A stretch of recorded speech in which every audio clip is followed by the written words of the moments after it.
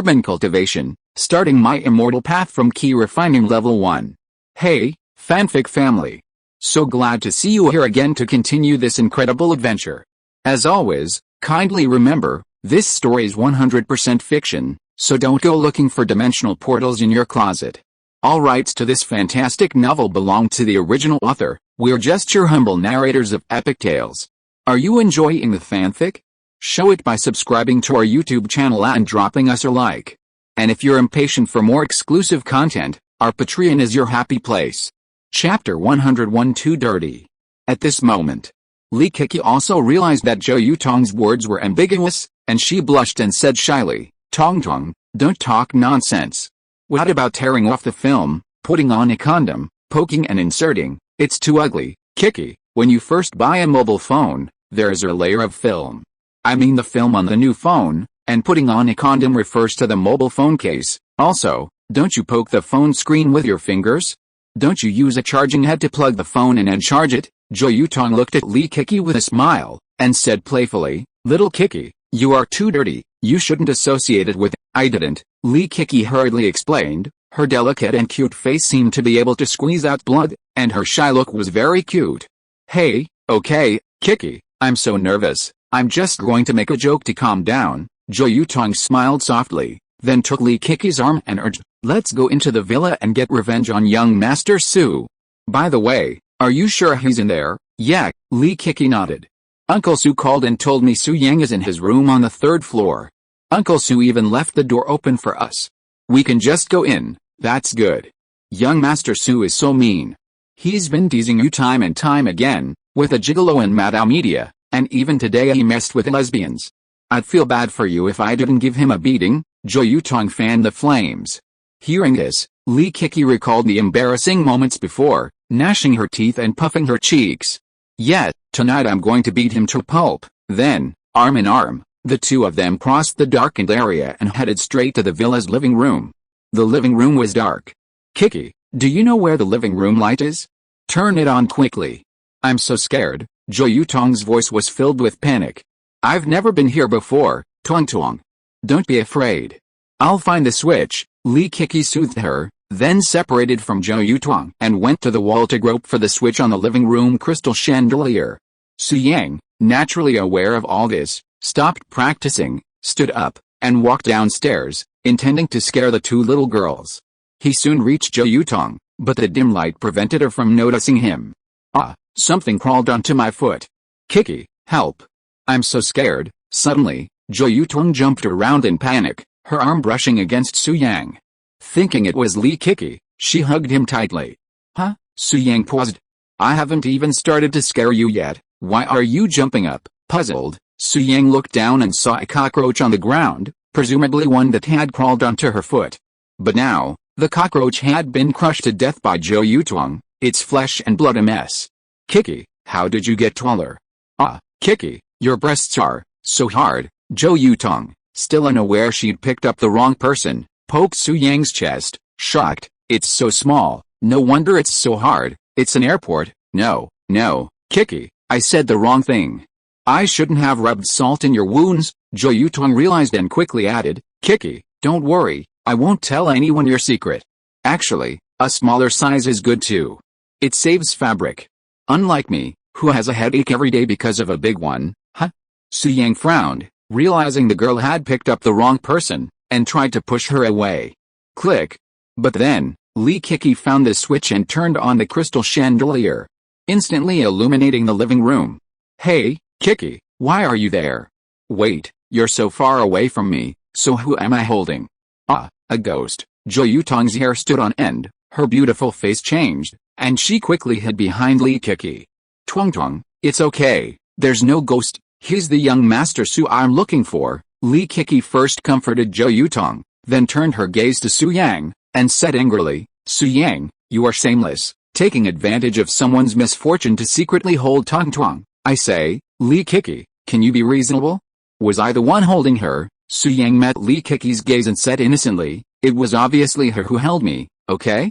She has tarnished my innocence, even if it was Tuang who held you, the responsibility lies with you.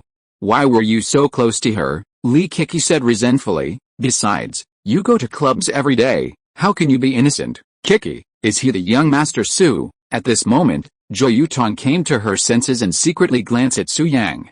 Li Kiki nodded, yes, it's him, he's quite handsome and muscular, Zhou Yutong whispered, her face flushing as she recalled throwing herself into Su Yang's arms and touching his chest. Tuangtong, what are you thinking? I'm warning you, young Master Su is a complete playboy, going to clubs every day and changing women every night, Li Kiki said, noticing something was amiss with her bestie. Damn it, Li Kiki, don't mess with me like that, Su Yang looked at Li Kiki and continued, also, last time I wanted to introduce you to Madao Media to shoot an action film, didn't you swear to call me brother-in-law from then on? Why are you calling me by my first name now? Ah tui, Li Kiki said, hands on her hips, Su Yang, how dare you bring this up?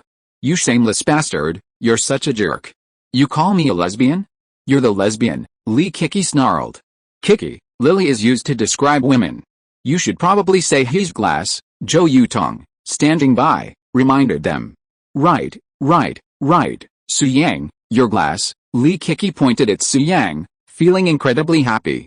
Then, she whispered, Kiki, what does glass mean? Are you saying Su Yang has a fragile heart? Of course not. Glass means, men-like, men, two men together, Zhou Yutong explained. Ha, Li Kiki was overjoyed. She looked at Su Yang triumphantly and emphasized, Su Yang, you're glass. You're just big glass, Su Yang rubbed the bridge of his nose. He was still trying to absorb the Taishang Demon Blade's evil energy and didn't have time to mess around with them. So he ordered them to leave, Li Kiki, and this little sister Tongtong, get out of here. I need to rest for nothing, Su Yang. I almost forgot. I'm here to beat you up tonight, Li Kiki then remembered her purpose. She gritted her teeth, glared at Su Yang fiercely, and then rushed over with her fists clenched.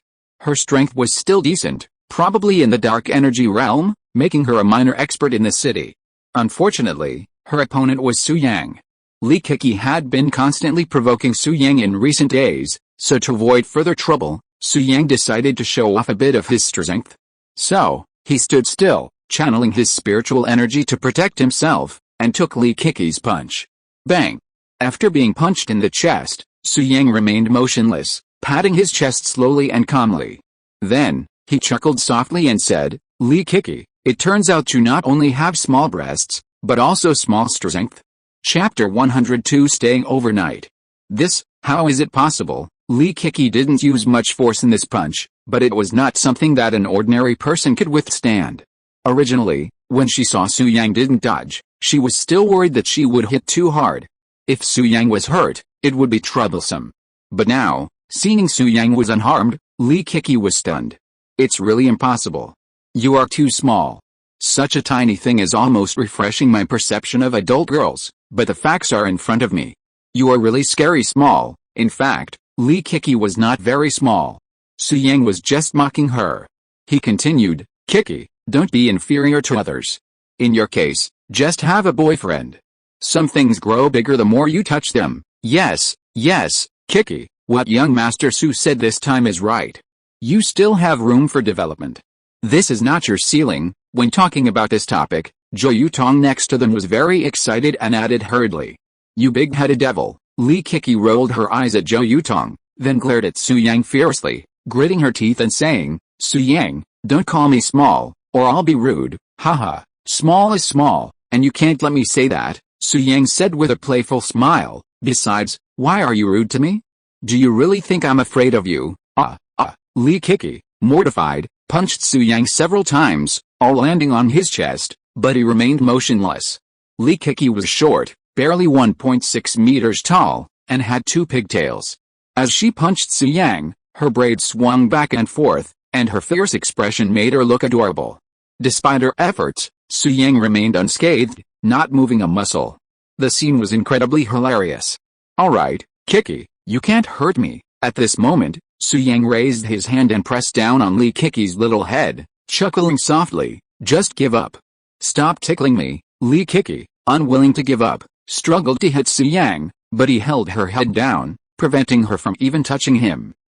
I'm so pissed. Li Kiki frantically stopped, then glared at Su Yang with a complex expression. Su Yang, when did you learn martial arts? How come I didn't know? Why should I tell you? Su Yang smiled, then said, Kiki, all these years, I've seen you as Feijuan's younger sister, so I haven't been serious with you. You don't really think you can beat me, do you? Li Kiki felt deeply upset. She hadn't expected that the young Master Su, whom she had considered a loser, could actually be stronger than her. She couldn't accept it for a moment. After a pause, Li Kiki couldn't help but ask, Su Yang, what level of ancient martial artist are you? Guess, Su Yang smiled. Even if you stand there and fight me, I can't hurt you. It's obvious that your ki is strong and can withstand my power. Are you a terrifying Huijin master? Li Kiki asked tentatively. Huijin? Terrifying? Haha. Sorry, a martial artist of this level is not even qualified to carry my shoes. Su Yang smiled lightly, but did not deny it. Instead, he said, it's good to know my strength, Li Kiki.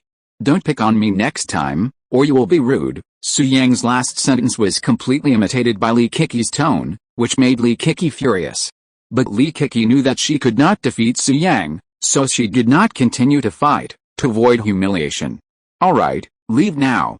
Don't stay here and disturb my rest. Su Yang ordered them to leave again. HMPH, let's go, but, Su Yang, don't get too cocky. My master is very powerful. She'll be in Jiangbei tomorrow and teaching me some powerful martial arts. Li Kiki's face was cold at first, but then, remembering something happy, she said proudly, when that happens, my strength will surely improve dramatically. Catching up with you will be a piece of cake. Yeah, you're amazing. Su Yang nodded impatiently, then said, so, can you leave now? Bah, Su Yang, we'll see. Li Kiki glared at Su Yang angrily and was about to leave the villa with Zhou Yutong. Woof, just then, a brown teddy bear came running down from upstairs.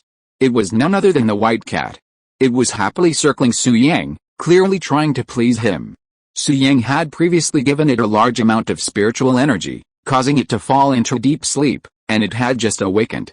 Not bad, you've made rapid progress. Su Yang looked at the white cat and nodded with satisfaction. Spiritual energy was flowing through the white cat's body, and its combat power was probably comparable to that of a peak Huijin cultivator. Wow, what a cute little teddy. Zhou Yutong, who was standing nearby, saw the white cat and her eyes lit up. She excitedly walked over and picked up the white cat, continuing, it's so cute. I've always dreamed of having a teddy, but unfortunately, my mom won't let me have a furry pet. The white cat seemed reluctant in Zhou Yutong's arms, so it looked at Su Yang, asking if it could jump away.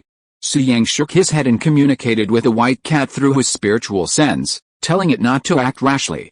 Twang, it's just a puppy. Put it down. Let's go. I'll buy you another one tomorrow. Li Kiki took Zhou Yutong's hand and was about to leave. It's so late, it's dark outside, and I don't want to walk the unlit road again, Zhou Yutong suddenly suggested. Kiki, how about we stay here for one night and leave tomorrow? There are so many rooms here, and Teddy's here to play with us. How nice, Zhou Yutong added, clearly eager to stay. Su Yang flatly refused. No, this is my home. Get out of here. It would have been fine if Su Yang hadn't refused, but once he did, Li Kiki got excited. She put her hands on her waist and said, Su Yang, what do you mean by your home? It's obviously Uncle Su's house. Uncle Su's been very good to me. I want to live here, so I'll live here. Tong, let's go upstairs and pick a room. Li Kiki, completely unconcerned with herself, pulled Zhou Yutong up the stairs. Young Master Su, let me borrow your dog for the night. Don't worry, I'll take good care of it, Zhou Yutong said, hugging the white cat, not forgetting to greet Su Yang. The white cat was very reluctant, its grape-like eyes fixed on Su Yang, seeking his help. If you hadn't come out, they would have left long ago. You caused this trouble yourself, so you should solve it yourself. Su Yang glanced at the white cat, ignoring its plea for help, and followed him upstairs. Li Kiki, you can rest here, but remember to lock the door. You know who I am. I might get mad at night and break into your room and, reaching the third floor, Su Yang smiled playfully and went into his own room. Tisk, who are you trying to scare? Li Kiki curled her lips in disdain, then went into the adjacent bedroom with Zhou Yutong. Zhou Yutong tried to play with the white cat, but it was indifferent, and she soon lost interest. The two girls then took a quick shower and lay down on the same bed, ready for bed. Twang, I'm a little cold. Li Kiki said. Zhou Yutong immediately offered Li Kiki her blanket and covered her up. It's not cold now, is it? It's still cold. It seems like there's a draft coming in, Li Kiki said. Wind, but the window is closed. Zhou Yutong looked at the window, then her eyes fell on Li Kiki. Suddenly, she thought of something and couldn't help but smile playfully. Kiki, I know why you feel the wind. Why? Li Kiki asked curiously. Because, Zhou Yutong looked at Li Kiki's legs and said seriously, there is no smoke without fire. Chapter 103, the car is like thunder and the wheels are like lightning. Groundless rumors? Li Kiki paused, her cute little face filled with confusion, clearly not understanding what Zhou Yutong meant. However, when she saw Zhou Yutong's smirk, she instantly understood, her face flushing red. Tuangtong, how can you say something like that? It's too dirty. Can you please be a little more normal? Li Kiki gritted her teeth in irritation. I was just making a guess, Kiki. The windows are closed, so the wind can't get in, but you still feel the wind, Zhou Yutong explained with a smile. Isn't this groundless rumors? You? Li Kiki was speechless, not knowing how to refute her. So she looked at Zhou Yutong's legs and said, if it's groundless rumors, then why don't you feel the wind coming in? Ahem, because I'm not a groundless rumor, Zhou Yutong said with a playful smile. Ah, how is that possible? Li Kiki said in disbelief. Zhou Yutong said seriously, my relatives are coming over, and they were using the nighttime version of 7th dimension. Li Kiki was completely speechless and fell silent. She had long since grown accustomed to this filthy bestie. In the next room, right out of nowhere, relatives are coming over. Su Yang, who was practicing, overheard the two girls' conversation and felt a chill. The car is like thunder and the wheels are like lightning. You're putting pressure on me just because I disagree with you, Su Yang muttered quietly before continuing to absorb the evil energy within the Taisheng demon sword. Li Kiki's chill wasn't without reason. Su Yang was absorbing the evil energy, creating a chill all around. The wind she felt was the chill brought on by the evil energy. But this cold wind was different from ordinary wind. It was imperceptible to ordinary people, only to ancient martial artists. Therefore, Li Kiki felt an extra chill, while Zhou Yutong didn't. Now, Su Yang had taken care to trap the evil energy within his own room, so that Li Kiki wouldn't feel the cold. Why aren't you cold anymore? Li Kiki asked curiously. Of course it's because I'm here. Zhou Yutong, who was lying beside her, turned over and hugged Li Kiki, laughing softly. Come, Kiki, feel the warmth of your best friend. Tong, don't hug me, I'm ticklish. Li Kiki laughed. That won't do. If you're still ticklish after you have a boyfriend, they'll break up with you. Tonight, I'll make a sacrifice so you get used to being hugged, and you'll have a harmonious relationship with your boyfriend. Hate it, I don't want it. Go away. Hey, Kiki, stop struggling. The more you struggle, the more excited I get. In front of the French window, a white cat gazed disdainfully at the two girls on the bed, its eyes filled with pride, as if to say, I'm not ticklish at all. Su Yang hugs me every day. Meanwhile, Junction Hotel. Seriously wounded, Liu Fanqi arrived at Country D's underground base in Jiangbei. He took a pill to treat his internal injuries, then dialed an overseas number and exaggerated the night's events. Are you saying the Taisheng demon blade was stolen by a member of a small Jiangbei clan? A deep voice echoed down the line.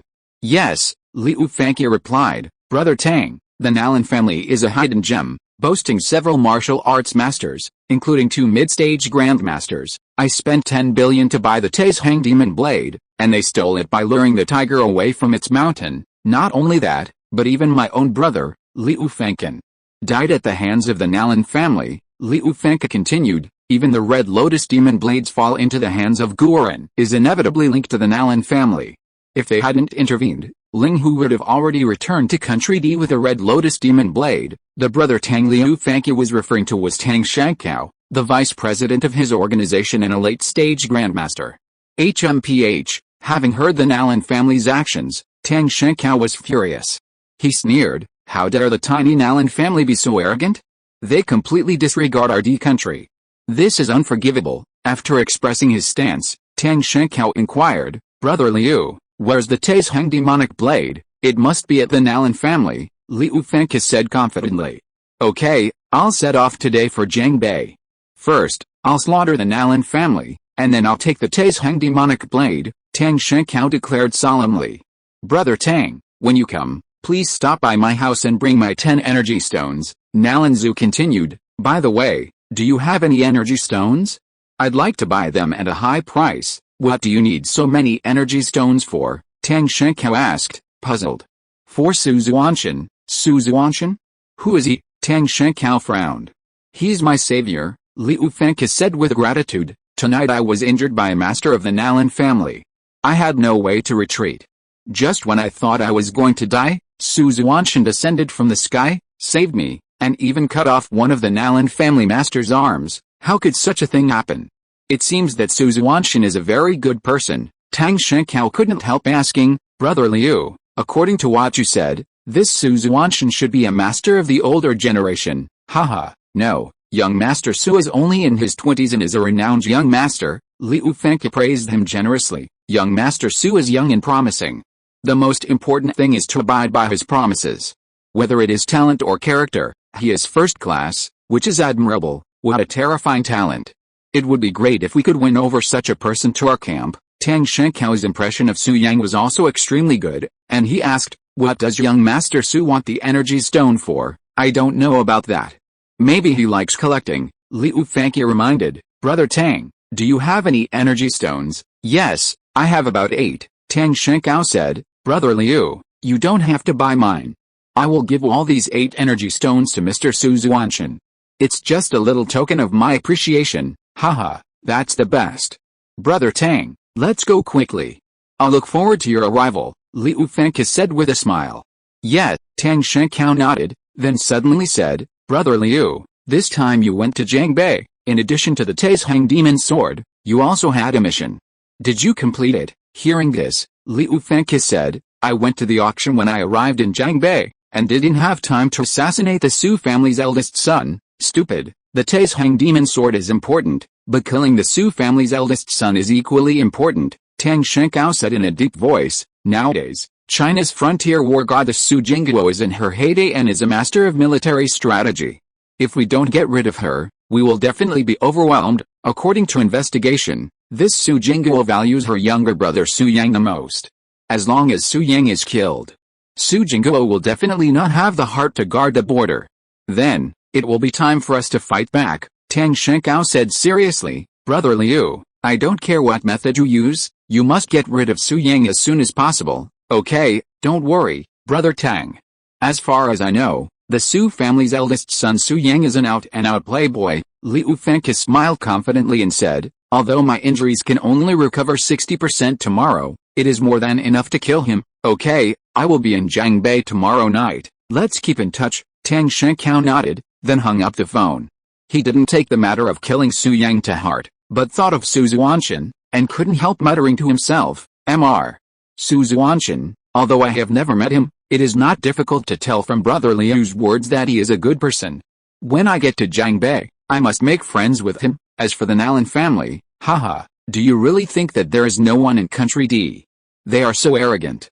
Tomorrow I will make this family disappear completely from Jiangbei. When the Nalan family was mentioned, Tang Shenkao's face was gloomy, and a strong murderous intent flashed in his eyes. Chapter 104 Li Chunfeng invites you. The next day, in the early morning, the warm sunlight enveloped the riverside villa. Su Yang ended his training state, a smile on his face. In the second half of the night, he absorbed all the evil spirits from the Taishang demon sword. As long as he refined the evil spirits, he could reach the 4th level of key training. However, refining the evil spirits would take a long time, so Su Yang did not refine it. Instead, he practiced a secret technique that could increase his strength in a short period of time, blood sacrifice. After performing the blood sacrifice secret technique, Su Yang could have a strength close to that of the 4th level of key training in a short period of time.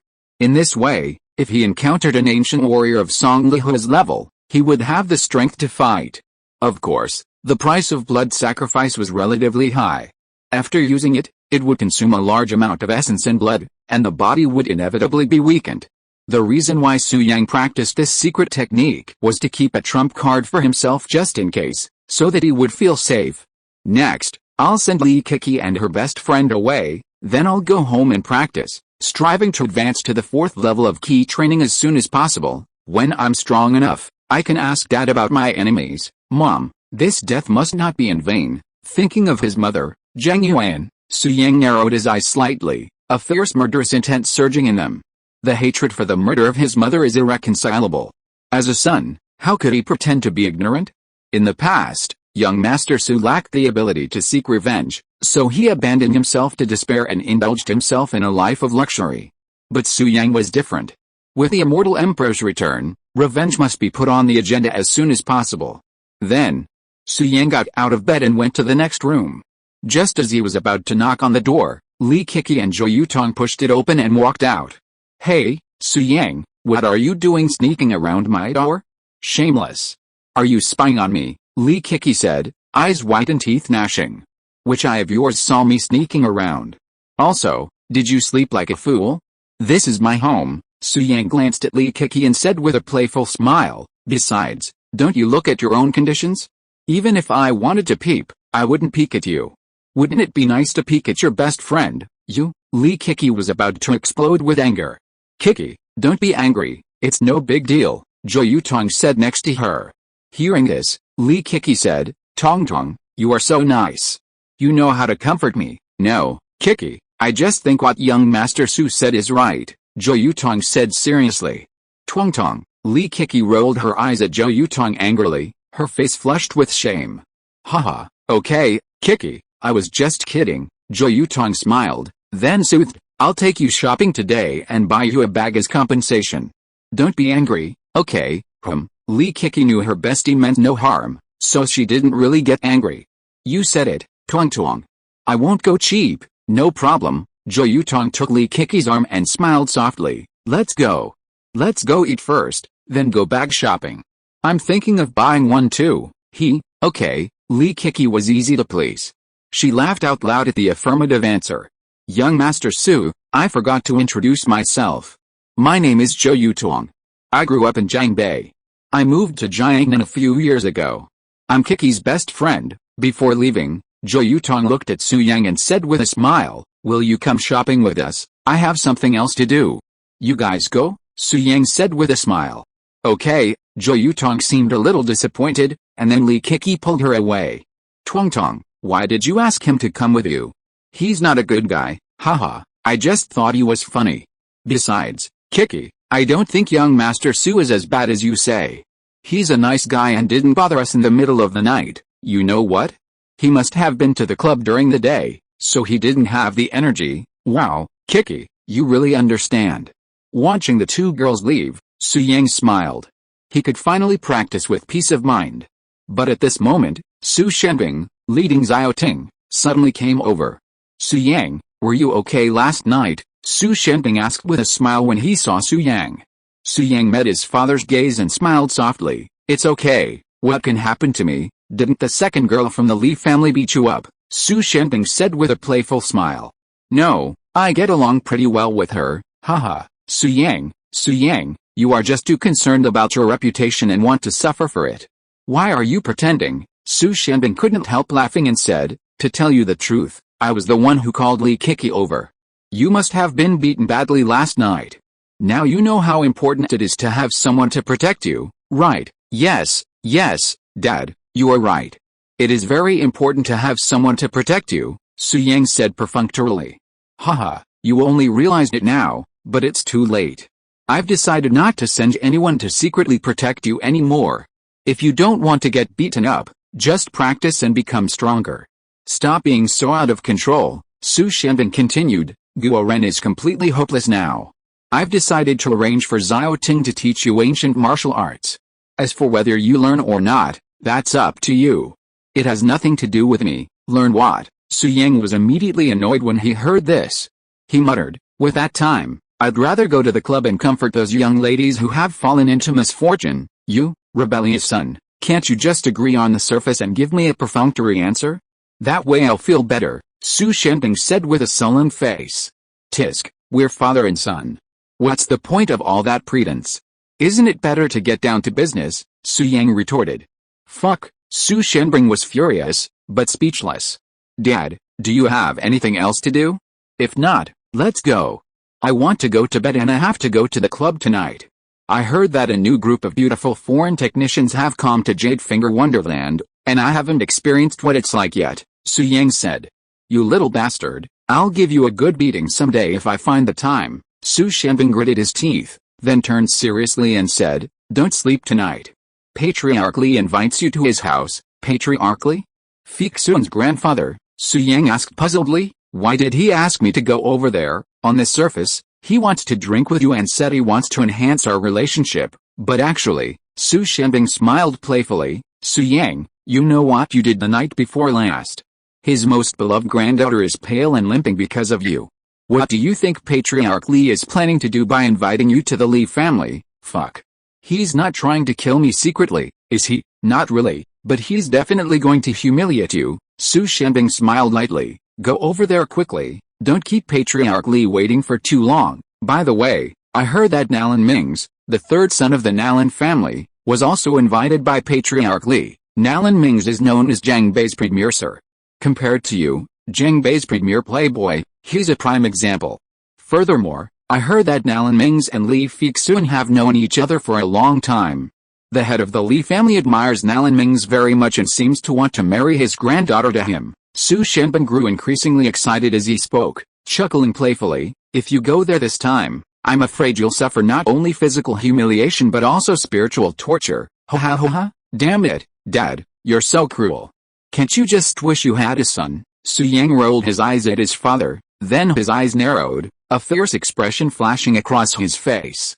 He hadn't wanted to go to the Li family's house, but when he heard that Nalan Mings was going, he immediately changed his mind. Chapter 105 Li Chunfeng's 3 Challenges. Ever since Su Yang learned that it was young Master Nalan who had instigated Su Jing'an's plot against him, he had always assumed this young Master Nalan was Nalan Yi. However, last night, Su Yang realized that young Master Nalan wasn't actually Nalan Yi. After much speculation, Su Yang began to suspect Nalan Mings. Li Chunfeng admires Nalan Mings. "Haha, it seems Nalan Mings is interested in my wife," Su Yang sneered inwardly. "That makes sense. Nalan Mings is the most distinguished young master in Jiangbei, and Fixun is Jiangbei's most beautiful woman. It makes sense that he'd be attracted to her, but this guy's so well hidden." Young Master Su, despite several encounters with him, didn't even realize he was planning to get his hands on Fixun. Su Shenbing's words suddenly awoke Su Yang. Su Yang immediately realized that Nalan Mings must be coveting Li Fixun, and that's why he was secretly directing Su Jing'an to eliminate him. In that case, Su Yang had to accept Li Chunfeng's invitation and test Nalan Mings. If it really was him, Su Yang wouldn't be polite. "Su Yang, take this. You'll definitely need it." At this moment, Su Shenbing handed Su Yang a palm-sized glass bottle. Su Yang took it and asked in confusion, "What is this?" "Healing medicine. If you get hit, remember to take 2. It's for your life. Take care." Su Shenbing patted Su Yang on the shoulder, flashing a malicious smile, and then walked out of the villa. "Master, are you really comfortable letting the young master go to the Li family alone?" Xiao Ting couldn't help but ask. "Don't worry, there's nothing to worry about," Su Shenbing said casually. "The night before last, the young master angered Master Li. Aren't you afraid of Master Li?" Xiao Ting's face was filled with worry. "Did I leave some healing medicine for him?" Su Shenbing said with a smile as they walked. "That kid, Su Yang, is getting harder and harder to discipline. He has no skills, yet he's so jumpy. I just hope he suffers. The worse the beating, the better. Maybe that'll motivate him to learn martial arts." Xiao Ting, "If he turns over a new leaf, I'd be grateful if you could teach him a few moves." Su Shenbing continued with a smile. "You've already reached the late stage of Huajin, right? With your strength, it would be an honor for him to be taught." "Don't worry, Patriarch. I will do my best to teach the eldest young master martial arts," Xiao Ting said seriously. "Okay, let's go." Su Shenbing nodded slightly, then disappeared from Su Yang's sight with Xiao Ting. Oh my god, at this moment, Su Yang looked at the glass bottle in his hand, his face darkening. "I haven't even gone to the Li family yet, and the healing medicine is already ready. What a loving father. He's so thoughtful." "Fuck you." Throwing away the glass bottle, Su Yang didn't waste any time and drove straight to the Li family manor. As one of the 4 major families in Jiangbei, the assets of the Li family should not be underestimated. The Li family manor is located in the western suburbs of Jiangbei, covering an area of more than 10 acres. Among them, there are rockery, gardens, artificial lakes, and everything else. The architecture is even more magnificent, revealing a touch of classicism in the modern style. About 40 minutes later, a red Ferrari stopped here. Then, Su Yang got out of the car, looked up at the Li family manor, and then was about to go in. Stop, but at this time, a burly figure suddenly appeared outside the gate and blocked Su Yang's way. Su Yang moved his eyes to look over. He had seen this man before. It was Li Fixun's father, Li Kewu. After recognizing the person, Su Yang raised the corners of his mouth and smiled gently. "Oh, isn't this my father-in-law? I didn't expect that I am so important that you, father-in-law, actually have to go out to greet me in person." "Shut up." Li Kewu looked at Su Yang with a bad face and said coldly, "Su Yang, what are you doing at the Li family?" "Grandpa Li invited me here," Su Yang said in a flat tone. "How come I don't know about this?" Li Kewu stared at Su Yang and said coldly, "Besides, Su Yang, do you remember what I said at your house the day before yesterday?" Su Yang smiled and said, "I don't remember." "Huh?" I said, "You can't just walk into the Li family's gate if you want to." Li Kewu took a step forward, waved his fist, and said in a deep voice, "Today, as long as you dare to step into the Li family's gate, don't blame me for being ruthless." "Really?" Su Yang met Li Kewu's gaze, without any fear, and smiled coldly. "Li Kewu, I call you father-in-law to give face to Xuan. Do you really think you are a piece of onion? I am the only heir of the Su family, my sister is a heroine, and my grandfather is Su Qianqian." Su Yang approached Li Kewu step by step, and said with a gloomy face, "Today, I have to go into the gate of your Li family. You dare to touch me and try it." As soon as the words fell, Su Yang exuded a sharp aura, which directly enveloped Li Kewu, and strode forward at the same time. Li Kewu was already intimidated by Su Yang. He swallowed hard, and somehow, as if possessed, he made way. "Father-in-law, that's right. Be nicer to me next time. After all, I'm your son-in-law." Su Yang glanced back at Li Kewu, then walked through the Li family's gate. "I was actually intimidated by a dandy young man." After a long moment, Li Kewu finally reacted. He looked in exasperation in the direction Su Yang had left, gritting his teeth and ready to give chase. "Kewu, don't chase me. I just wanted to test his courage, and now I've achieved my goal." At this moment, Li Chunfeng suddenly appeared, stood beside Li Kewu, and said calmly, "Although this Su Yang is a loser, he has an extraordinary demeanor and courage. I underestimated him before." "Father, what should we do next?" Li Kewu asked respectfully. "I've prepared 3 tests for him. If he passes them all, I can let him date Fei Xuan." "This is just a first," Li Chunfeng said calmly. "Kewu, let's go. Have him in the living room. I'll talk to him. Remember to bring Nalan Mings with you. I want to see how he'll react when he finds out I'm betrothing Fei Xuan to him." "Yes," Li Kewu agreed, and then he and Li Chunfeng walked into the manor together. When Su Yang arrived at the Li residence, the manor steward came out to greet him and asked him to wait in the side hall. Soon, the steward led him to the living room. Li Chunfeng was seated in the main seat, with Li Kewu standing beside him. Besides the father and son, there was a young man in casual clothes in the living room. He was in his 20s, handsome, but his complexion looked slightly pale. It was Nalan Mings. "Young Master Su." At this moment, Nalan Mings saw Su Yang, a sinister glint in his eyes, but he wore a smile on his face and stood up to greet him. "Nalan Mings," Su Yang asked knowingly, smiling softly. "Long time no see. Why are you here?" I asked him to come. Before Nalan Mings could speak, Li Chunfeng, from the high seat, said, "Su Yang, now that you're here, it's best to tell you the truth. Mings is young and promising, hailed as the most promising young master in Jiangbei. I've always admired him." Li Chunfeng looked at Su Yang with a sharp gaze and continued, "So, I plan to break off your engagement with Fixun and bring Fixun and Mings together." Grandpa Li. Nalan Mings was ecstatic upon hearing this. Even if he had been able to hide it, he couldn't contain it at this moment. Li Fixun was his lifelong dream. Ahem, Nalan Mings was frail, and the excitement made him cough uncontrollably. He took a few deep breaths before calming down and asked, as if to confirm, "Are you telling the truth?" "Damn it." At this moment, Su Yang spoke elegantly in Chinese, then walked over and kicked Nalan Mings to the ground. Chapter 106. Which son-in-law can withstand such a test? How dare you covet my fiancé? You're lighting a light in the bathroom. Are you courting death? Su Yang didn't hold back. After knocking Nalan Mings down, he followed up with several more kicks. Cough, cough, cough. Nalan Mings, frail and weak, couldn't withstand Su Yang's blows, and fainted from the pain. "Stop." Li Chunfeng, seeing this, hurriedly stopped Su Yang and ordered, "Someone, get young Master Nalan to the infirmary." The Li family manor had an infirmary equipped with top-notch doctors and medical equipment. Two servants quickly arrived and carried the unconscious Nalan Mings out of the living room. Su Yang, after settling Nalan Mings down, Li Shunfeng's gaze fell on Su Yang, and he said in a deep voice, "You're so bold.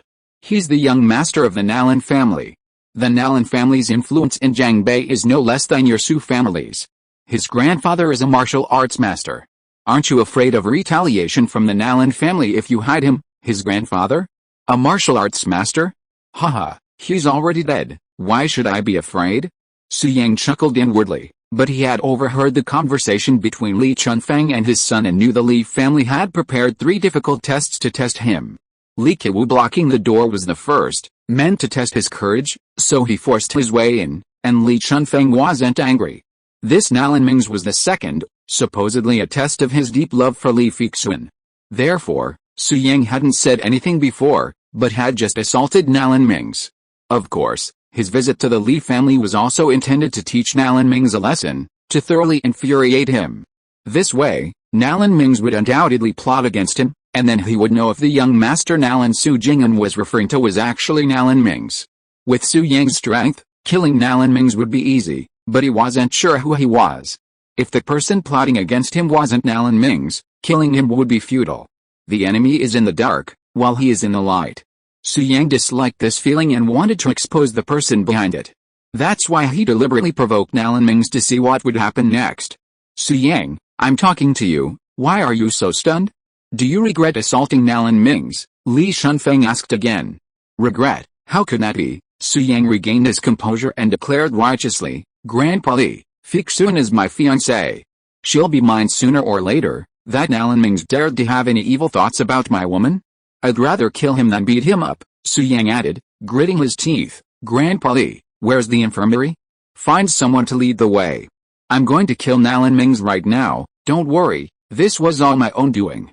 It has nothing to do with your Li family. If the Nalan family wants revenge, let them come to me," Su Yang said fiercely. Su Yang was going to kill Nalan Yi because of Fixuan? Great. Haha. This is a responsible and accountable man. Not bad, not bad. Li Chunfeng saw Su Yang's fierce expression, but instead of being angry, he was very pleased. In his opinion, although Su Yang was uneducated and unmotivated, he was courageous and knew how to protect his wife. Isn't that a good man? In addition, Fei Zhuan seemed to have a good impression of Su Yang. If she could marry him, it might be a good destination. However, he still needed to test this guy a little more. Thinking of this, Li Chunfeng looked at Su Yang and said lightly, "Su Yang, I just said casually that I cancelled the engagement and betrothed Fei Zhuan to Nalan Mings. Don't take it too seriously, it's just that Fei Zhuan is my most beloved granddaughter, and I feel that you and her are not suitable for each other." Li Chunfeng changed the subject and suggested, "In the past 2 days, I have traveled all over the country and selected 10 extremely beautiful women, both plump and thin, and each of them has a beauty that can make fish sink to the bottom of the water and geese fall to the ground, and the moon hide in shame. How about this? I will give them to you to be your maids.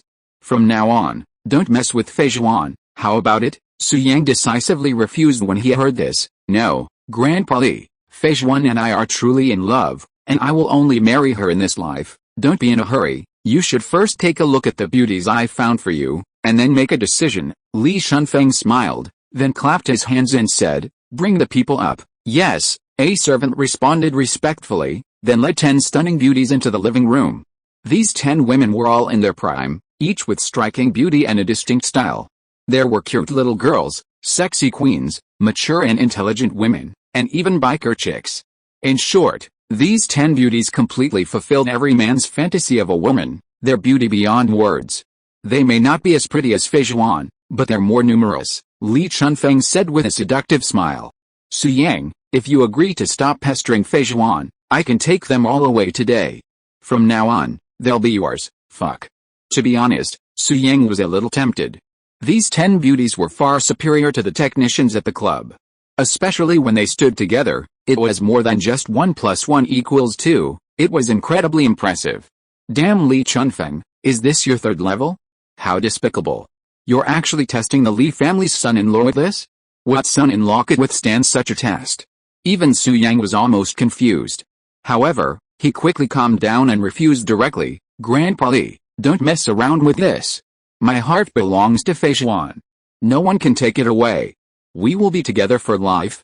I only love Fei Xuan. Okay. Li Chunfeng stood up excitedly after hearing Su Yang's answer and said excitedly, good boy, Su Yang, if you can do what you said, the engagement doesn't need to be cancelled. I will marry Fei Xuan to you. Really? Su Yang asked back. Really? Li Chunfeng said seriously. Li Chunfeng, always keep my word and stick to my words. Okay, Grandpa Li, arrange a car to take these 10 beauties to my villa. Consider them Fei Xuan's dowry. Su Yang smiled lightly. Huh? Li Chunfeng paused, then became furious and said, okay, Su Yang, after all this time, you are still thinking about these 10 beauties. It seems that what you said just now were all false, Su Yang said innocently. Grandpa Li, don't accuse people wrongly. I will stick to my words. Bullshit, Li Chunfeng said angrily. You said just now that you would only marry Fei Xuan. What do you want these 10 beauties for now? I won't marry them, just for fun, Su Yang said casually. Playing around, Li Chunfeng said angrily. Didn't you say your heart only belongs to Fei Xuan? Yes, Su Yang said seriously. Grandpa Li, don't worry. They can only have my body, not my heart. Get out. Li Chunfeng's face darkened with anger at this, and he roared, Su Yang, get out of the Li family right now. Grandpa Li, don't be angry. Take care of yourself. I'm leaving now. We'll talk later. Remember to send this beautiful woman to my villa, Su Yang said with a smile, and then he trotted away from the Li family manor. This useless guy, he's so angry. Wait, I'm so angry. Why did I let him go? I should give him a good beating, Li Chunfeng said with gritted teeth. Father, how about I go after him? He shouldn't have gotten far, Li Kewu said with equal rage. HMPH, no need. Let him go this time, I'll deal with him next time. Li Chunfeng was furious, then gritted his teeth and said, Su Beitao, you raised a good grandson. You almost made me hurt myself today. No, I can't swallow this. I have to drink a jar of century-old national cellar to calm down. With this thought in mind, Li Chunfeng leaped over to the Su family manor. The century-old national cellar he had last time had a fragrant aroma and a lingering taste, a true masterpiece. Li Chunfeng couldn't forget it after just one sip. However, Li Chunfeng was a little curious. Why was the aftertaste of the century-old national cellar so strong? Why did it feel like drinking fake liquor that cost a few dollars a pound? The next day, he felt dizzy and nauseous.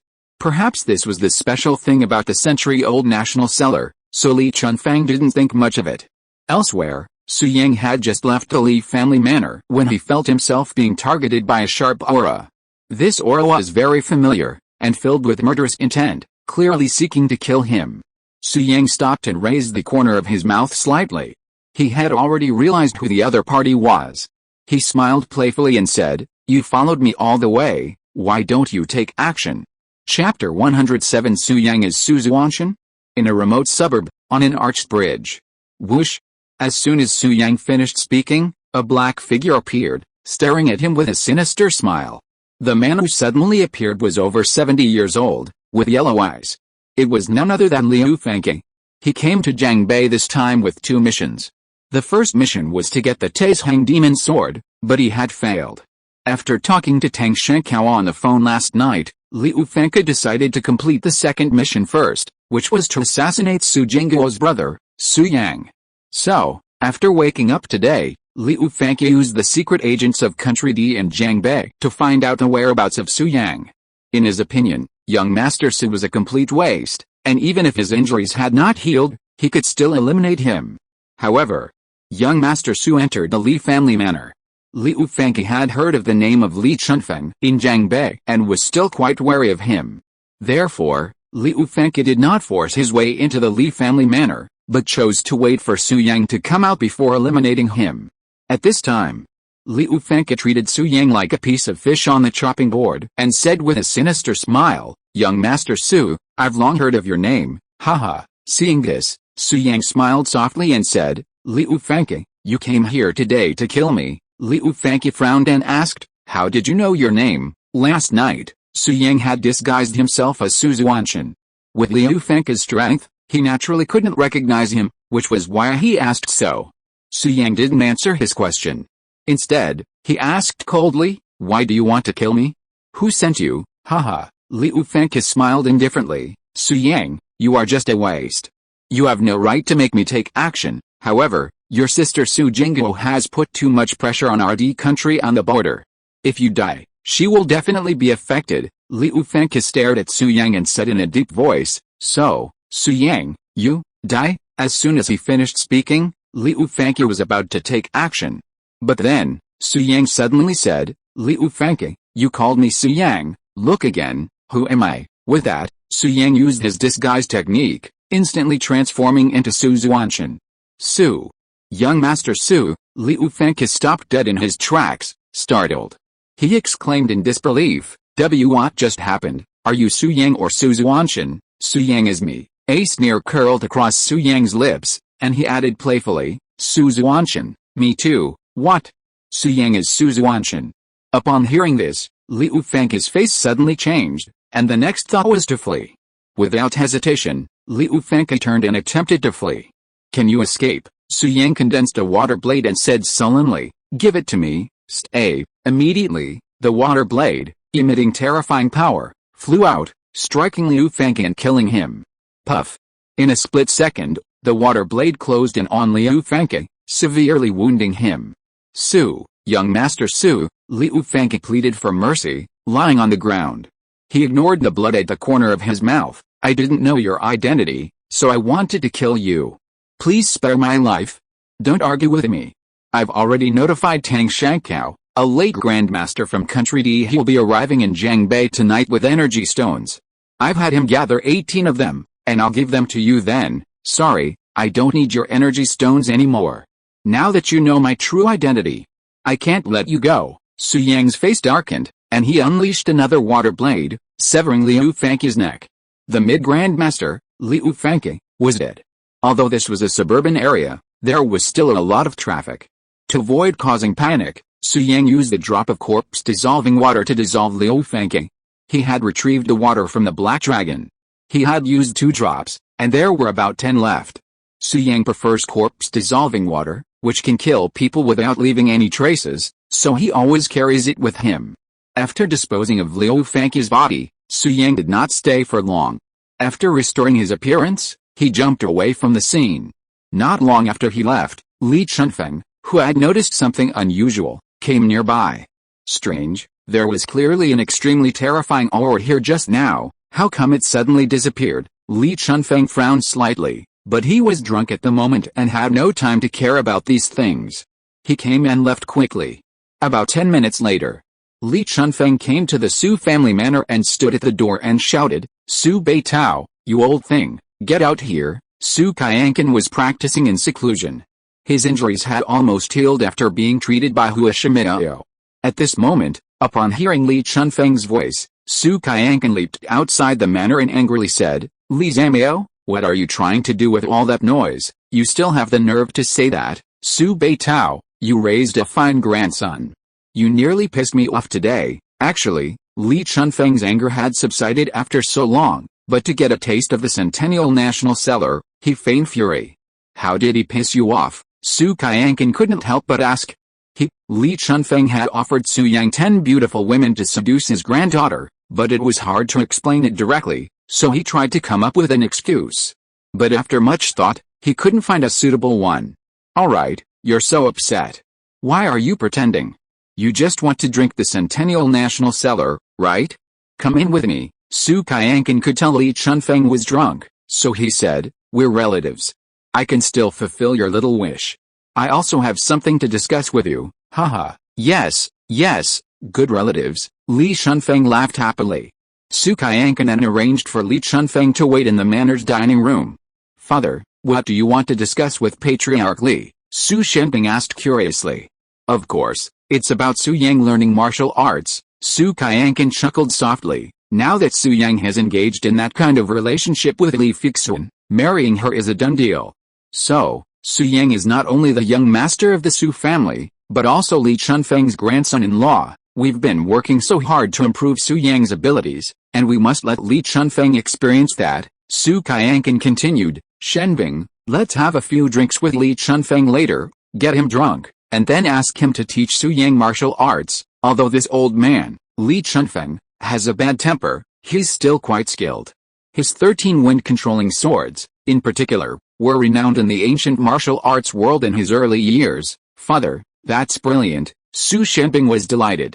Patriarch Li was far more formidable than Xiao Ting. If Patriarch Li could teach Su Yang martial arts, it would be the best option. Well, there's one more thing. This old man has an ancient elixir. If consumed by an ordinary person, it can cleanse their essence and marrow and increase their strength by 50 years, Su Qianqin warned. However, he regards this ancient elixir as his life and didn't even give it to his own son. If Su Yang can take it, and with Li Chunfeng's guidance, he will surely rise rapidly. Divine weapon, do you understand what I mean? Haha, I get it.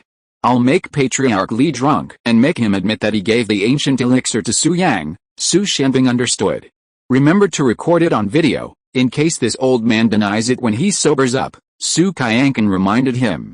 No problem, Su Shenbing agreed with a smile, then turned to head Ik and said, but, father, there are only 7 jars of the century-old national cellar left, and Patriarch Li is coming this time and wants to drink another one. He'll drink nothing, Su Qianqin said, as usual. We'll start with a little national cellar, then switch to something cheaper like Bulanshan or Guotao. Just a few pounds will do, but we need to keep our drinks separate. I don't want to feel uncomfortable the next day, Su Qianqin suggested. Haha, okay, I'll arrange it right away. Chapter 108 Texting my sister. A few minutes later. In the small dining room of the Su family manor. Su Qianqin and his son, as well as Li Chunfeng, sat around a round table with 8 cold dishes on it. In addition, there were 2 bottles of wine on the table. One bottle was the famous Chinese wine, Fishan Maote, and the other was packaged in ceramic with no label on it. But by the aroma, Li Chunfeng could tell that the ceramic bottle contained the century-old national cellar, so he stared at the ceramic bottle eagerly. Brother Li, I've asked the kitchen to cook. Let's have some cold dishes and a drink first, Su Qianqin said with a smile. Shenbing, why don't you pour the wine for the head of the Li family? No, I can do it myself. Li Chunfeng couldn't wait any longer. He hurriedly picked up the ceramic bottle and poured himself a full glass. Then he smiled. Shenbing is a junior, so forget it.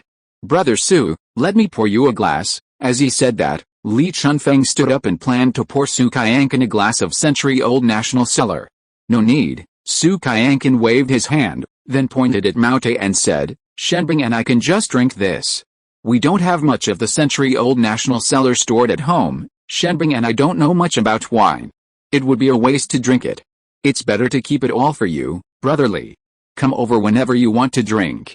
The Su family welcomes you at any time. This was said beautifully, making Li Chunfeng embarrassed. How can this be, Brother Su? Let's try it together. No, Brother Li, you are a distinguished guest of the Su family.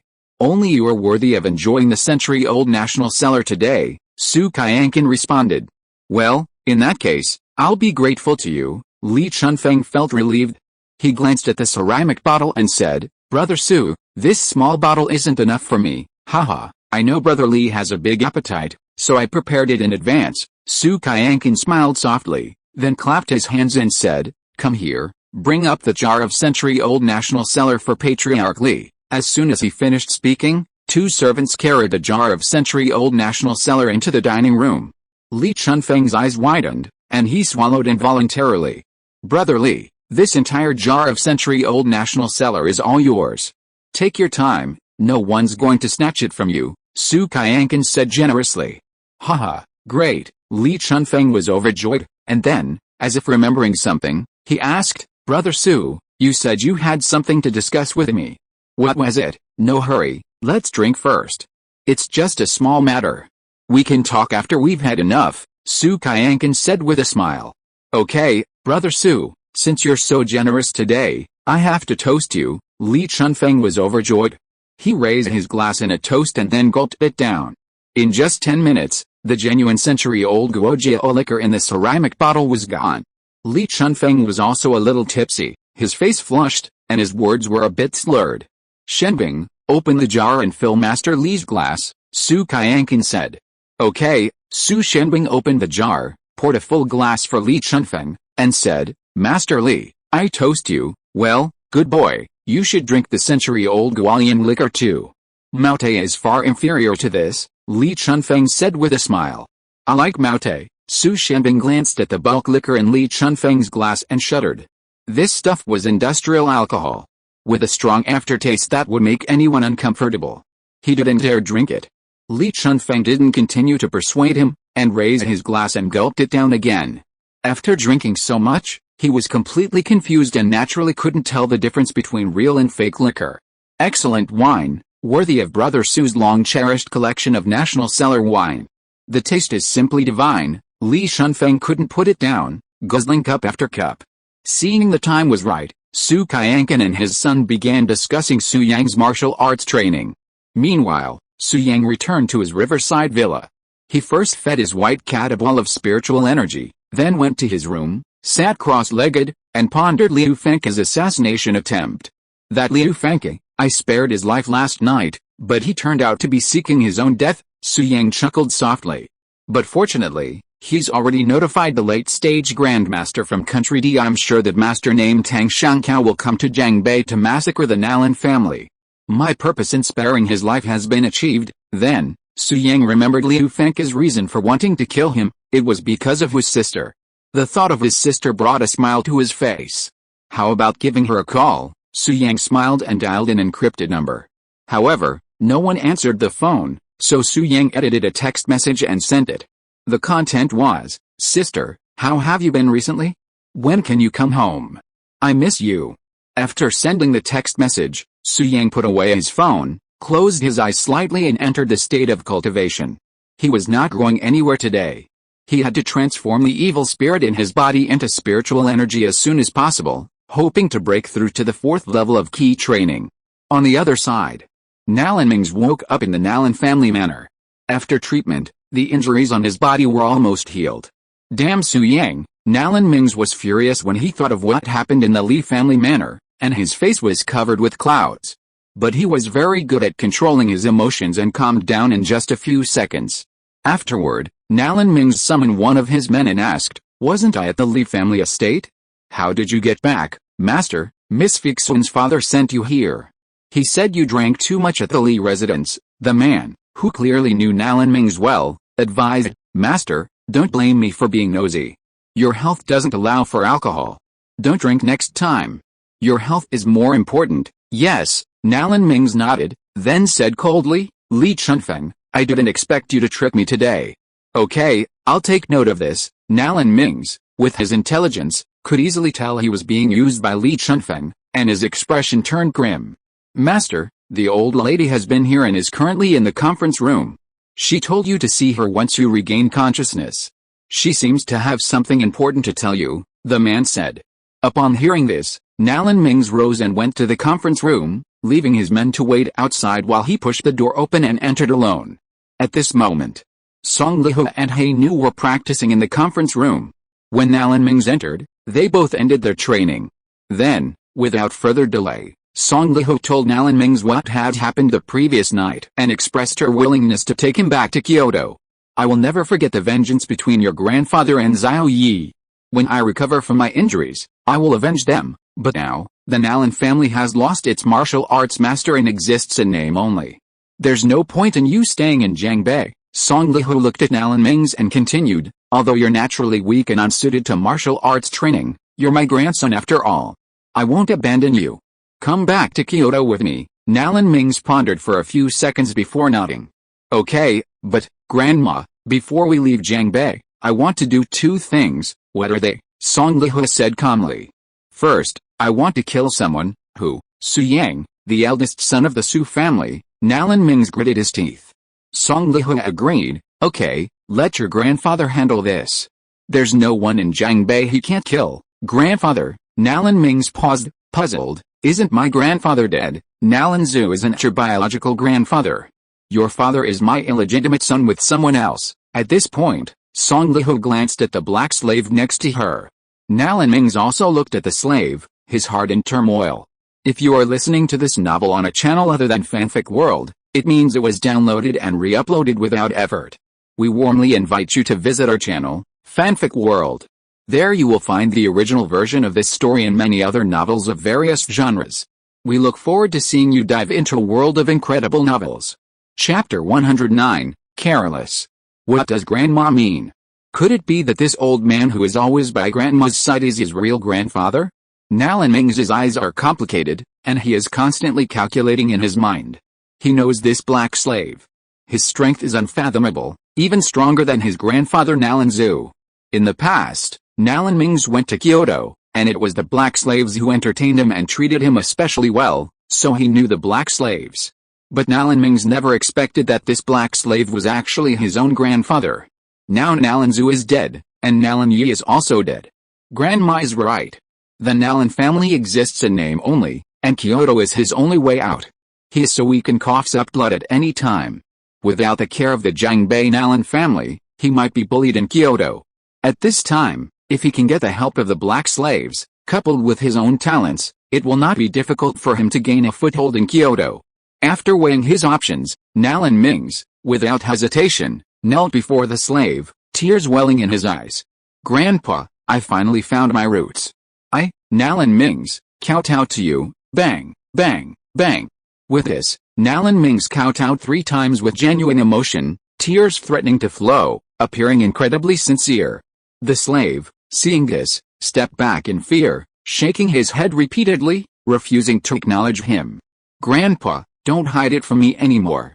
Grandma's eyes tell it all. Nalan Ming's raised his head and said respectfully, I'm proud to have a grandfather like you, Grandpa, Grandpa. Nalan Ming's grew increasingly excited, calling him Grandpa several times.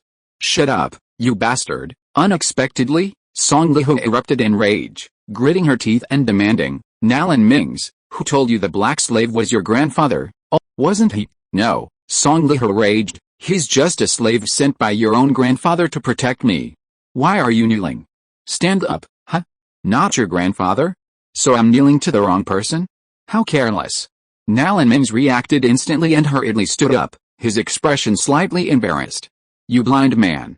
I'm the jewel of the Song family in Kyoto, the most beautiful woman in Kyoto decades ago. Do you think I'd fall for a slave? Song Lihu glared at Nalan Ming's and sneered, you're not only born weak, but also clueless. How could Song Shine give birth to a piece of shit like you? Song Shine was Nalan Ming's father, originally named Nalan Shine. Ever since his grandparents fell out, Nalan Shine stayed in Kyoto and changed his name to Song Shine, taking his mother, Song Lihu's surname. Grandma, I was careless. Nalan Ming's was meticulous and steady, but this time, he was too eager to gain support, which led to his mistake. Alright, let's not talk about this anymore. It's embarrassing, Song Lihu said calmly. Nalan Ming's, remember, your grandfather is the leader of an ancient martial arts sect. Your eldest brother, Nalan Wudao, was taken into the sect many years ago because of his talent and is now a martial arts master. Xiaoi is not very talented, and you are born with a weak constitution, so you were left in Jiangbei. Song Lihu continued, when we return to Kyoto, I will give you an estate. Manage it well, and you will never have to worry about food and clothing. Thank you, Grandma, Nalan Ming said respectfully. Yes, Song Lihu nodded and said, you have to do 2 things. The first is to kill Su Yang. I don't know how Su Yang offended you, but if you want to kill him, then go ahead.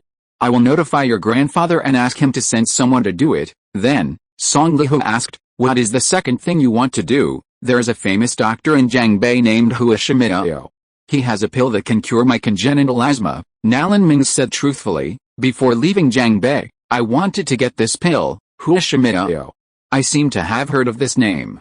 If nothing unexpected happens, he should be a member of the Medicine King Palace in Kyoto and quite famous. Song Lihu was immediately embarrassed, and then said, Mings, the Medicine King Palace is deeply rooted in Kyoto, and it is not convenient for me to take action. I advise you not to rob him by force, let alone hurt Shimao.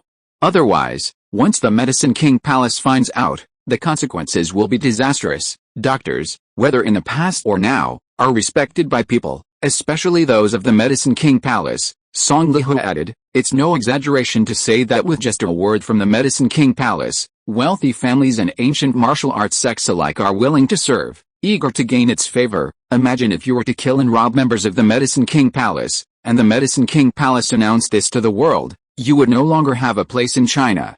Even your grandfather wouldn't be able to protect you, and he might even punish you personally to gain the Medicine King Palace's forgiveness. Nalan Ming's fell silent. He hadn't expected Hua Shimiao to have such a powerful background. He had originally considered killing and robbing, but now he had given up on the idea. However, Nalan Ming still refused to give up and said, "Grandma, I have a good relationship with Hua Shimiao's granddaughter Hua Qingde. Lately, I've been deliberately getting close to her, hoping to use her to get the elixir. Hua Qingde has a very good impression of me now. Before I leave, I want to give it one more try." Nalan Ming's continued, "If Hua Qingde steals the elixir from me, even if Hua Shimiao knows the truth, the consequences shouldn't be too serious. That's feasible. As long as you didn't steal it yourself, I can help you with some negotiations." Song Lihua nodded and said, "At most, Hua Shimiao will ask you to return the elixir. If you've already taken it, he naturally won't ask you to die. At most, he will give you some compensation." "Okay, then I'll invite Hua Qingde to dinner tonight," Nalan Ming said with a smile. He had originally wanted to cultivate his relationship with Hua Qingde and speak to her when the time was right, but now he was leaving Jiangbei and there was no time to wait. "Yes," Song Lihua nodded. "Originally, I was planning to take you out of Jiangbei right now, so I thought of asking your grandfather to deal with Su Yang. Since you still have things to do and won't leave now, there's no need to trouble your grandfather. We'll split up tonight. You go and coax the elixir, and I'll go with a black slave to kill Su Yang," Song Lihua arranged. "Okay, thank you, Grandma," Nalan Ming said excitedly. These were the two things he wanted most. With the elixir, he could become a normal person, perhaps even become an ancient warrior. And killing Su Yang would give him the chance to pursue Li Fixun later, even if he left Jiangbei now. "Yes, send someone to investigate Su Yang's whereabouts. I need to rest," Song Lihua said. She had been seriously injured last night. Although her arm was reattached, she still hadn't been able to use it, and her dantian had been severely damaged, leaving her weak. "Yes," Nalan Ming agreed, then left a meeting room and assigned his men to investigate Su Yang. In a blink of an eye, it was already night. Song Lihua and Nalan Ming acted according to their plan. One went to the riverside villa to kill Su Yang, the other invited Hua Qingde to dinner to trick her into giving them elixirs. Little did they know, someone had their sights set on the Nalan family, specifically Song Lihua and the black slave. This person was none other than Tang Shankao, the late Grandmaster Liu Fangqi had called. "One is a mid-grandmaster, the other is as powerful as me." These two Nalan masters Liu Fangqi mentioned must be these two riverside villas. "What are they doing there?" Tang Shankao frowned, then turned sullenly. "No matter. They killed Liu Fangqi, took the Taishang demon sword, and repeatedly disrupted Country D's plans. They must not be allowed to stay." With this thought in mind, Tang Shankao set off for the riverside villa without hesitation. Chapter 110 Mr. Su, don't panic. Around 9 o'clock in the evening, the lights were dim in the riverside villa area. Su Yang was refining evil spirits in his room. He had already refined half of it, and his speed was noticeably faster than before. He estimated that by tomorrow morning, he would have refined it all, and by then he would surely reach the 4th level of key refining. He was alone in the villa, his white cat asleep beside the bed. This little creature was now a cultivator at the 1st level of key refining, with strength comparable to that of a mid-stage Huajin cultivator.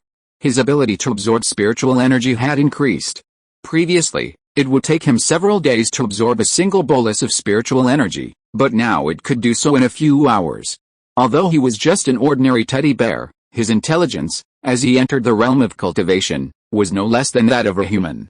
He was filled with awe of Su Yang, knowing that he had transformed him. In the quiet of the night, man and dog remained in their room, undisturbed. Woof! Suddenly, the white cat stood up, its grape-sized eyes fixed warily at the 9 o'clock position, and a cry rang out simultaneously. Someone. At the same moment, Su Yang opened his eyes, his brow furrowed slightly. What are they doing here? The they Su Yang was referring to was, of course, Song Lihua and the black slave. At that moment, the two were approaching the riverside villa. With Su Yang's perceptive abilities, he should have been able to detect them, but he had been concentrating on refining his evil spirit and hadn't noticed. Thanks to the white cat's warning, otherwise, even if the two had entered the villa, Su Yang might not have sensed them. Little one, I've truly paid to raise you. Thank you for this. Su Yang raised his hand and tossed a ball of spiritual energy at the white cat, smiling softly. This is your reward, woof woof. The white cat, excited, barked twice fiercely after receiving the spiritual energy. You want to chase them away? Su Yang shook his head and smiled. No, you're too weak. You're no match for them. Leave it to me. He gently stroked the white cat's head, then stood up and walked off the bed, his eyes dark and terrifying. Nalan Yi's grandmother, haha, I'm deeply sorry I let you escape last night. I didn't expect you to come to me today. Su Yang's lips curled up, and he sneered, since you're here, stay. Su Yang hadn't yet reached the 4th level of key training, but Song Lihu's injuries hadn't healed yet, so he was confident he could kill her. As for the man in black beside Song Lihu, Su Yang wasn't sure he could defeat him, but if he tried to escape, the man in black would be unable to stop him. Although he didn't know what these two men were doing at the riverside villa, they had murderous intent, clearly harboring ill intentions. Therefore, Su Yang planned to take the initiative and kill Song Lihu first. If the man in black was strong, he would escape. If he wasn't ridiculously strong, Su Yang decided to keep both of them captive, even at the cost of some effort. If that man in black proves to be far more powerful than me, I'll flee. If that's the case, wouldn't this face reveal young Master Su's identity as a martial arts master? Forget it, I'll just disguise myself as Su Xuantian. With this thought in mind, Su Yang performed his disguise technique. In an instant, the stern-looking Su Xuantian appeared. Then, concealing his presence, Su Yang leaped from the room, stealthily making his way to the living room. The living room was now pitch black, utterly silent. Su Yang held his breath, lurking in the shadows, ready to strike at any moment. Madam, I've heard the Su family's eldest son is just a playboy. Why should we mobilize so many troops? Even if we don't bother the sect master, there's no need for us to come here. A few people can easily eliminate him. No, Su Yang's grandfather, Su Qianqian, is no ordinary person. He has connections in Kyoto. Even I'm wary of him. Killing Su Yang can't be done by outsiders. If it gets leaked, it'll have a significant impact on the Song family in Kyoto. I see. Madam, you're so thoughtful. Well, no more nonsense. Once you get in, eliminate Su Yang immediately. Do it quickly and don't waste time. Yes, at this moment, the sound of two people talking could be heard outside.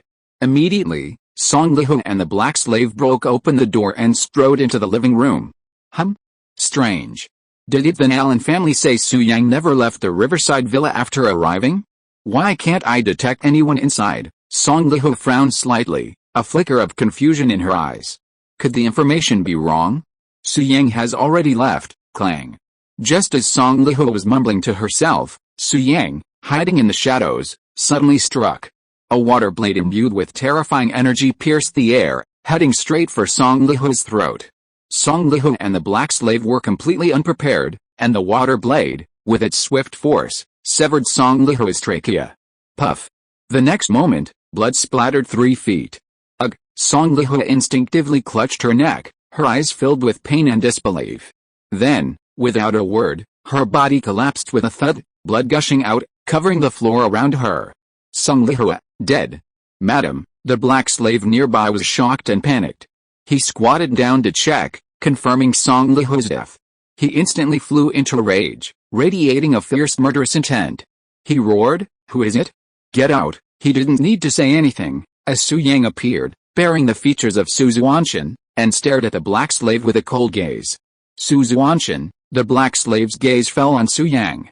He was deeply impressed by him and said with gritted teeth, "Damn dog, it was you who injured the lady last night, and now you even want to kill the lady. Su Xuantian, do you know how much trouble you have caused?" Su Yang's face was stern and he said indifferently, "I don't know, I only know that she wanted to kill me, so she must die." "Humph, ignorance is bliss," the black slave said angrily. "Madam Song Lihu's lover is the leader of the Shadowless sect, Duan Sihei. The Shadowless sect is located in Ziyin Mountain. Among the many ancient martial arts sects, it has a prominent status." The black slave stared at Su Yang and said in a deep voice, "Su Xuantian, how dare you kill Madam Song Lihu? Haha, so much nonsense. I'll kill her if I want to. Not only will I kill her, I will kill you too tonight." Su Yang's eyes were stern, and then he jumped out. "You're looking for death? You're looking for death?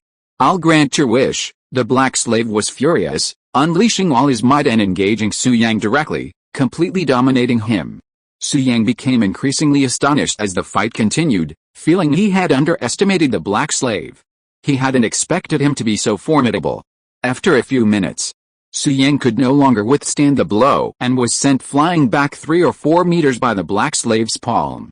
Puff! Su Yang spat out a puddle of water, his face gloomy as water, his eyes glaring fiercely at the black slave. This man's fighting power far surpassed his own. He was simply too powerful. At this point, Su Yang was furious and no longer wanted to escape. He planned to perform a blood sacrifice, willing to be severely injured to kill the black slave. However, at this moment, Su Yang suddenly sensed an equally powerful aura emerging from the riverside villa. This person was none other than Tang Shankao, who had arrived late. Su Yang frowned, unsure of the other party's background. He became wary and hesitated to immediately use the blood sacrifice.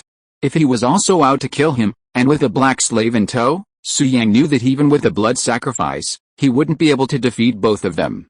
Xuantian, at this moment, the black slave saw Su Yang was injured by him, so he approached step by step, and said in a cold voice, "People must always be responsible for their own actions, prepare to die." As the voice fell, the black slave gathered the true energy in his palm, and his power should not be underestimated. He planned to slap Su Yang to death with one palm. Su Yang narrowed his eyes slightly, his face darkened, and he was extremely solemn. Now, he felt the strongest sense of crisis since his rebirth. In Su Yang's view, there were masters of the late stage of the Grand Master inside and outside the house. With his current strength, he could not escape. He had to perform the secret technique of blood sacrifice, hoping to fight a way out. But just when he was about to burn his blood essence, Tang Shankao, a powerful master of the late stage of the Grand Master outside, suddenly rushed in and shouted, "Don't panic, Master Su, I'm here to save you." Chapter 111 Kill All. What do you mean? Su Yang's face was suddenly filled with confusion. This late-stage Grandmaster outside, he knew me? And he wanted to save me? Instantly, Su Yang abandoned the idea of using a blood sacrifice, but he didn't believe the man outside. Instead, he cautiously dodged the black slave's attack. "Well done, Su Xuantian. I didn't expect you to have help." But it's useless. The black slave was furious, his palm winds ferocious, aiming for Su Yang's vital points. "With me here today, no one can harm young Master Su." At the same time, Tang Shankao arrived, blocking Su Yang's way, and then took the black slave's palm strike head-on. Boom! With a dull thud, the black slave and Tang Shankao each took a half step back, their blood boiling, and blood splattered from the corners of their mouths. Su Yang, watching from the side, was deeply curious.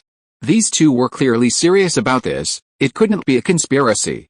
Furthermore, there was no need for them to put on a show in front of Su Yang, because in their opinion, either of them could kill Su Yang alone.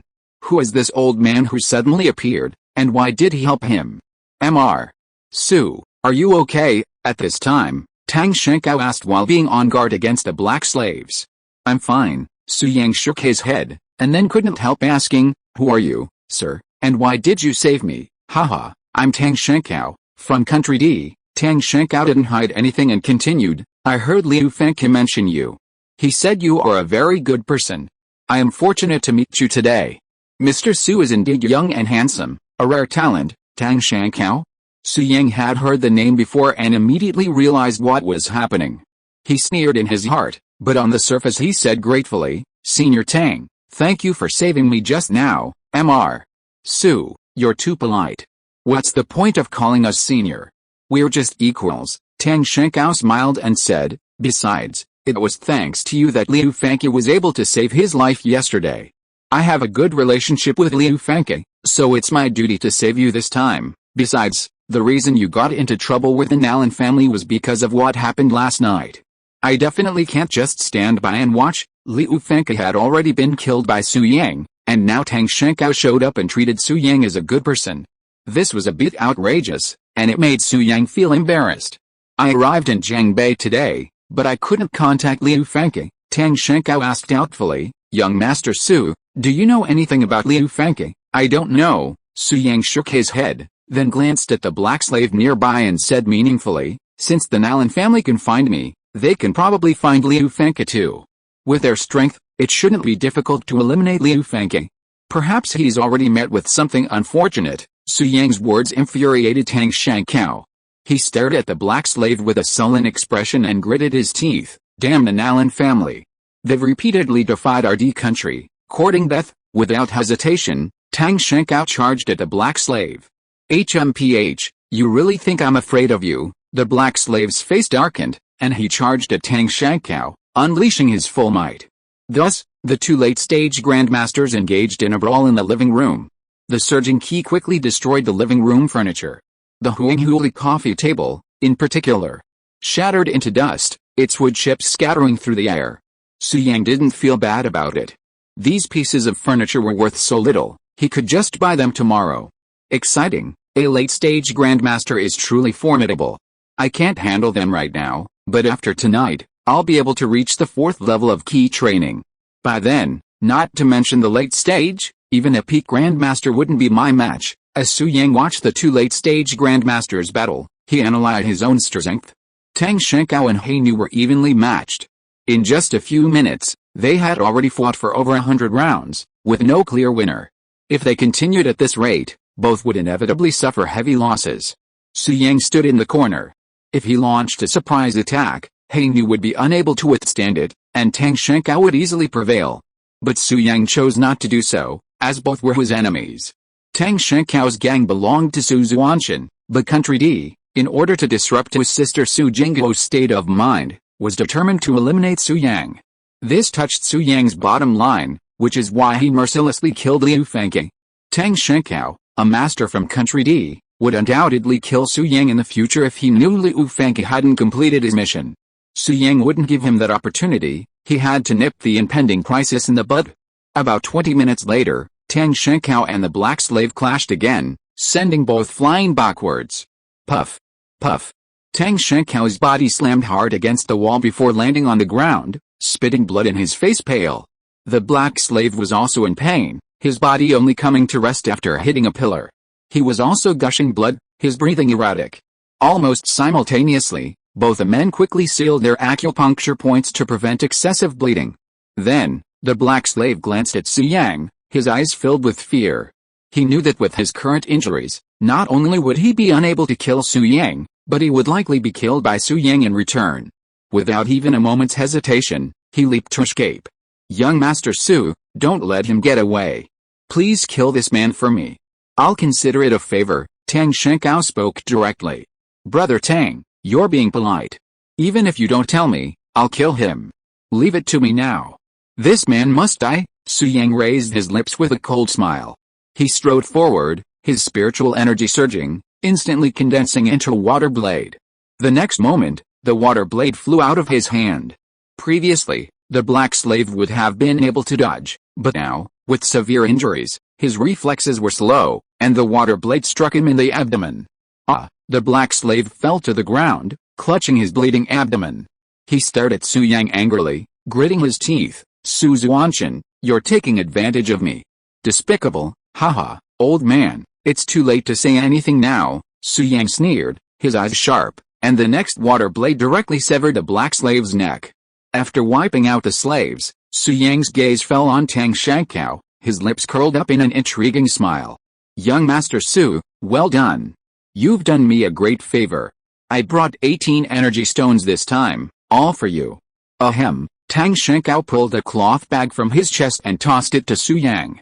He coughed up blood again, clearly badly injured. He wiped the blood from his mouth and said, Young Master Su, wait a moment. I have another mission this time, to eliminate Young Master Su. This is Young Master Su's villa in Jiangbei. I've heard he's there. I'm sure that idiot is asleep upstairs. He's such a jerk that he didn't even wake up despite all the commotion downstairs. Tang Shankao chuckled contemptuously, then continued, Young Master Su, I'll go kill Su Yang now. Then we'll go have a drink together. I wish we had met earlier, so eager to kill me. Hearing this, Su Yang smiled softly and said, Brother Tang, you don't have to go up. Why? Tang Shankao asked doubtfully. Because, Su Yang deliberately paused, then quickly stepped forward and grabbed Tang Shankao's neck. Then, with a click, Tang Shankao's life ended. Before he died, his eyes wide open, his eyes still open. Throwing Tang Shankao's body away, Su Yang raised the corner of his mouth and finished what he hadn't finished, because, I am Su Yang.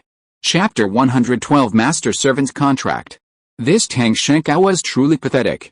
He had come all the way here, and his first act was to rescue Su Yang, resulting in serious injuries himself.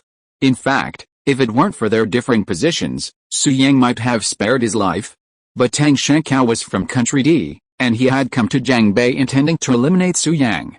Su Yang was known for his decisiveness in his actions. He showed no mercy to those who sought to kill him, and would slay them without fail. However, there was a time to kill. When the time wasn't right, he could chat and joke with a person with a smile, but when the time was right, Su Yang would strike with ruthlessness, usually killing with a single blow. Zhao Wenbin and Nalan Yi were two such examples. At that moment, 3 bodies lay in the villa's living room: Song Lihua, the black slave, and Tang Shenkao. After dispatching Tang Shenkao, Su Yang retrieved the corpse dissolving water, intending to destroy the bodies. But then, a call came in, and the caller ID read Li Fixun. "Wife, calling me so late, what's up?" Su Yang said with a soft smile. "Su Yang, what are you doing? Are you asleep?" Li Fixun's heavenly voice echoed over the phone.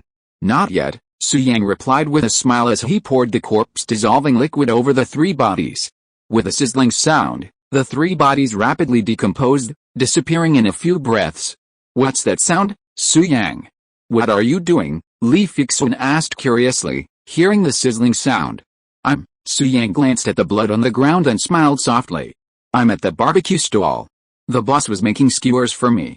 Big pieces of lamb, grilled over the charcoal fire, sizzling and delicious." "What time is it? You're still eating barbecue? Aren't you afraid of gaining weight?" Li Fixun said angrily. "What's wrong with gaining weight? You're my fiancé anyway, and you won't dislike me." "Who said I won't?" Li Fixun joked. "If you become a fat man weighing 200 pounds, I will never see you again." "Wife, you are discriminating. What's wrong with a man being a little fat? It makes him feel more secure," Su Yang retorted with a smile. Yes, you're right, okay? Okay, let's stop talking nonsense and get down to business." Li Fixun smiled and said, "Do you have time now? Come and pick me up. I have something to do at Yangtzehu restaurant." "Yangtzehu?" Su Yang paused, then smiled and said, "Yangtzehu is one of the best couples restaurants in Jiangbei. What are you doing there?" "Oh, honey, I see. You want to go on a date with me, right? Haha, it's all my fault that I've been too busy recently. I didn't even treat you to a good meal, but instead let you take the initiative. It's my negligence." Su Yang apologized slightly, then changed the subject and said, "By the way, honey, have you booked the theme hotel? It's so late. After we have dinner, we definitely can't go home. We have to find a place to rest. There's a theme hotel next to Yangtzehu. It's very popular. It has water beds, beer houses, rings, everything. If you haven't booked a hotel, I'll book one now. The water bedroom is very good and it's very comfortable to do it on it." "Shut up. Who wants to stay in a water bedroom with you?" Li Fixun said with a sullen face. "Any other theme is fine. The main thing is the artistic conception." "Su Yang, what's in your head? You're so dirty." Li Fixun gritted her teeth and said, "I'm going to Yangtze Lake for something urgent. A close friend of mine is in trouble and wants to discuss it with me in person. She said it has to be kept secret from my family, or they'll definitely tell her grandfather." Li Fixun continued, "So I didn't want the driver to take me to Yangtze Lake. I can't drive, and I don't dare take a taxi so late at night. That's why I thought of you. Are you coming to pick me up? If not, forget it. I'll find someone else to help. Go, I have to go." "Honey, wait a minute, I'll be there soon." Su Yang agreed immediately. After hanging up the phone, he was about to leave the living room. But then he suddenly noticed that the white cat had come down from the stairs. Woof, the white cat, its entire body radiating a bright light, had actually sucked up all the blood on the ground. Meanwhile, its body suspended in midair, its belly expanding like a balloon filled with air. Woof woof woof. Immediately, the white cat's expression was grim as it let out a painful cry, writhing in midair, appearing to be in excruciating pain.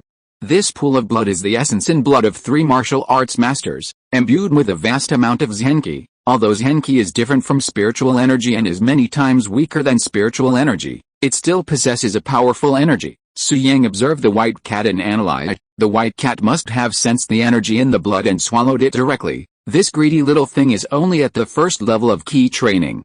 How dare it consume the essence and blood of 3 martial arts masters? Isn't it courting death? Never mind. Thanks to you for reminding me when Alan Yi's grandmother entered the villa. I was so relieved. Now I'll do you a favor. After what had happened before, Su Yang felt that having a dog around was beneficial. Next time he cultivates on his own, he can let the white cat protect him and avoid a lot of trouble. So, Su Yang decided to save the white cat and said seriously, "White cat, I know you can hear me. Given your current condition, if I don't help you, you'll explode and die, but I won't save you for nothing. If you acknowledge me as your master and obey only my orders, I will teach you a technique suitable for spiritual beasts. With this technique, you can dissolve the enormous energy in your body. Not only will you survive, but you'll have the opportunity to achieve a breakthrough." As he spoke, Su Yang bit his fingertip, squeezed out a drop of blood, and cast a spell on it. Instantly, several mysterious and complex patterns appeared on the drop of blood. "Go!" Su Yang waved his hand, and the blood from his fingertip flew to the white cat's side. He then said, "White cat, this is a master-servant's contract. Once you consume it, you must obey me. If you harbor even the slightest hostility towards me, even if you later become incredibly powerful, surpassing me, it will be of no use. You will still be devoured by the blood in essence, and perish.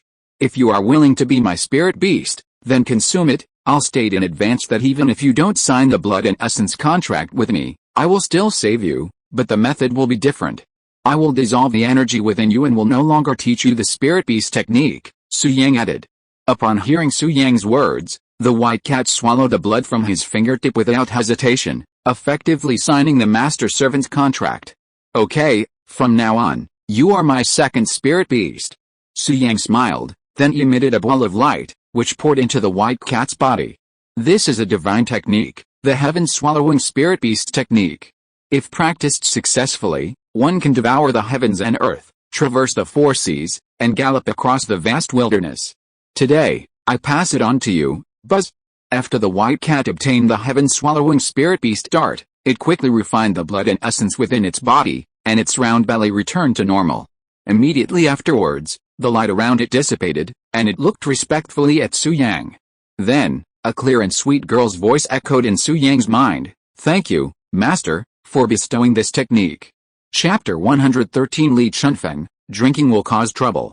The white cat's voice was incredibly sweet, childish yet pure, soft and full of girlish charm. Su Yang had never paid attention to the white cat's gender. After all, who would have the time to observe whether a teddy bear was male or female? Only then, upon hearing the white cat's voice, did Su Yang realize it was actually a girl. "Yes," Su Yang nodded, his gaze set on the white cat, and he exclaimed in surprise, "Have you broken through to the 3rd level of key training?" "Yes, Master," the white cat replied respectfully, "the technique you taught me is truly perfect for me. After 3 or 4 cycles of circulation, I completely refined all that blood essence, allowing me to achieve consecutive breakthroughs." "Strange, that's incredibly strange," Su Yang observed the white cat intently, marveling. "The heaven-swallowing spirit beast technique is a divine-level technique. You're just an ordinary pet dog from Earth. How could you have mastered it so quickly? Besides, even if you did, you wouldn't be able to refine the blood essence of 3 grandmasters in just a few minutes." Su Yang was somewhat incredulous. "This is so frustrating. Refining evil spirits by yourself takes days, and advancing to the 3rd level of key training takes even longer. And yet, a dog reached the 3rd level in just a few minutes. This is absurd. The most important thing is, even the mighty guardian beasts of the immortal realm couldn't master the heaven-swallowing spirit beast dart in just a few minutes." Su Yang, filled with doubt, began to examine the white cat. He discovered that the cat's constitution had undergone a strange transformation, and even with his own eyesight, he couldn't quite make out why. Could it be that the white cat had the blood of a divine beast flowing through its veins, and after being baptized by spiritual energy, it had shown signs of reversion? Su Yang was baffled and decided to stop dwelling on it. After all, the white cat's transformation was a good thing, and its future achievements were limitless. White cat, practice diligently and consolidate your realm. Also, be careful not to speak in front of outsiders, and try not to reveal your strength to avoid causing panic. I have something to do and need to go out. We have a master-servant's contract. We can communicate spiritually within 100 miles. Contact me if you need anything. Yes, master, Su Yang instructed the white cat, then strode out of the living room and sped away in his Ferrari. He was somewhat surprised by the white cat's transformation, but he wasn't jealous, nor did he harbor any concerns. The white cat was now his spirit beast, and the soul contract was bound by the laws of nature, unchangeable by anyone or any means. Even if the white cat soared to the sky and achieved the status of empress, she must still obey Su Yang's orders and not harbor the slightest disobedience. Otherwise, the soul contract would backfire on her, destroying not only her Dao fruit but even her life. Simply put, the white cat's increased strength would benefit Su Yang in every way, and he would have a helpful hand on earth. About 20 minutes later, Su Yang arrived at the Li family estate. Having been there once during the day, he was already familiar with the route. He parked the car and was about to enter the estate when Li Fixun suddenly stalked over. She was bundled up in a baseball cap and sunglasses. "Honey, what are you doing? Why are you being so secretive?" Su Yang couldn't help but laugh. "Didn't I tell you? My family can't know about meeting my best friend." As Li Fixun spoke, she opened the passenger door and climbed in. Then she urged, "Su Yang, drive quickly. My best friend is waiting impatiently." Didn't want her family to know? But someone had already seen them. Su Yang's keen senses instantly detected his father-in-law, Li Kewu, observing him and Li Fixun from the shadows. However, Li Kewu didn't intervene, but continued to watch from the shadows. Su Yang, not telling Li Fixun, smiled softly, and drove away. After Su Yang left, Li Kewu returned to the manners training chamber and met Li Chunfeng. He told his father what he had seen. "Kewu, are you sure? It was that playboy Su Yang who took Fei Zhuan away." Li Chunfeng frowned, clearly unhappy. "Father, it was indeed Su Yang." Li Kewu gritted his teeth. "Fei Zhuan is wrapped up tightly, as if she's afraid we'll find out." "Father, what do you think they've been doing? Do you even need to guess? They must have gone to a hotel." "How hateful!" Li Chunfeng trembled with anger, his whole body trembling with anger. Fei Zhuan, my silly granddaughter, what's so good about Su Yang that he's so obsessed with you? You can't sleep at home with you, but you have to go sleep with Su Yang? Are you trying to piss me off to death?" "Father, they haven't gone far yet. I'm going to take people after them. We'll definitely stop them." Li Kewu gritted his teeth, equally furious. "Hey, what's the point of stopping her this time? Fixun's heart is completely on Su Yang. She wants to sleep with Su Yang. You stop her once, can you stop her for a lifetime?" Li Chunfeng sighed and said, "Besides, Fixun has grown up and needs this kind of life. We were too strict in the past." Li Kewu said angrily, "It's necessary, but you can't let Su Yang, that loser, get away with it." "Okay, the matter is done. What's the point of saying this?" Li Chunfeng looked at it with a carefree attitude and said, "Since Fixun has decided on Su Yang and even given her body to Su Yang, let's not stop her." "Father, Fixun is so outstanding. I don't want her to marry a loser." "I don't want it either, but this is a fact. If we don't want the Li family's son-in-law to be a loser, we might as well change our thinking." Having said that, Li Chunfeng paused, then continued, "For example, let Su Yang no longer be a loser." Li Kewu asked in confusion, "Father, what do you mean by this?" "This morning, Su Yang made me very angry, so I went to the Su family to settle the score with Su Qianqin. However, Su Qianqin asked me to teach Su Yang martial arts and even wanted me to give Su Yang the Tongshan pill," Li Chunfeng said calmly. Hearing this, Li Kewu couldn't help laughing and said, "Haha, the Su family is really naive. They actually made such an unreasonable request." "Father, you must have decisively refused it." "I agreed, unexpectedly," Li Chunfeng said. "What?" Li Kewu was immediately anxious. "Father, Su Yang is nothing but a loser. He's in his early 20s and hasn't even set foot in ancient martial arts. He's completely unworthy of your guidance. Furthermore, the Tongshan pill is our Su family's heirloom. You didn't let me take it back then because I wasn't talented. How can you give it to Su Yang now? You're so foolish." "Shut up. What do you know? I'm thinking about Fixun's future," Li Chunfeng said seriously. "Fixun is my most beloved granddaughter. Her future husband can't be a loser. Although Su Yang is useless now, after taking the Tongshan pill and with my guidance, he still has a chance to reach grandmaster status in the future. Our Li family has no sons in your generation, only 2 daughters. A son-in-law is half a son. From now on, Su Yang will be your son, and the Su family will need him to take care of it." Giving him the Tongshan pill is the best outcome, Li Shunfeng said seriously, but inwardly he was filled with regret, wishing he could slap himself. Drinking ruined things. Chapter 114 Best Friend. Recalling the drinking party that took place this morning, Li Shunfeng felt extremely upset. He was not stupid, and he realized it when he sobered up. This was obviously a premeditated calculation. Su Shenbing and his son were so abominable that they actually used the century-old national cellar as bait to lure him into the trap. Afterwards, Li Shunfeng's first reaction was to deny the bet, saying that he did not say those words, but the Su family actually recorded his drunken talk, which was really despicable. Originally, although Li Shunfeng was a little resistant to the idea of guiding Su Yang in martial arts, he was not unacceptable. However, the Tongshan pill is a family heirloom of the Li family, and it has been passed down for more than 200 years. Li Shunfeng would definitely not let Su Yang, a waste, take it. Therefore, at the beginning, he was just perfunctory to Su Qianqian and his son, but he had other plans in his mind. Anyway, Su Yang didn't know the value of it, so when it came time to take the Tongshan pill, he would avoid the Su family father and son and feed Su Yang a marshmallow without Su Yang noticing. Later, he would say that Su Yang was too worthless, and even the Tongshan pill couldn't save him. Even if he saved the Tongshan pill, he wouldn't be branded as dishonest. However, now that Su Qianqian learned that his granddaughter had secretly gone out on a date with Su Yang late at night, he changed his mind and decided to truly reform Su Yang.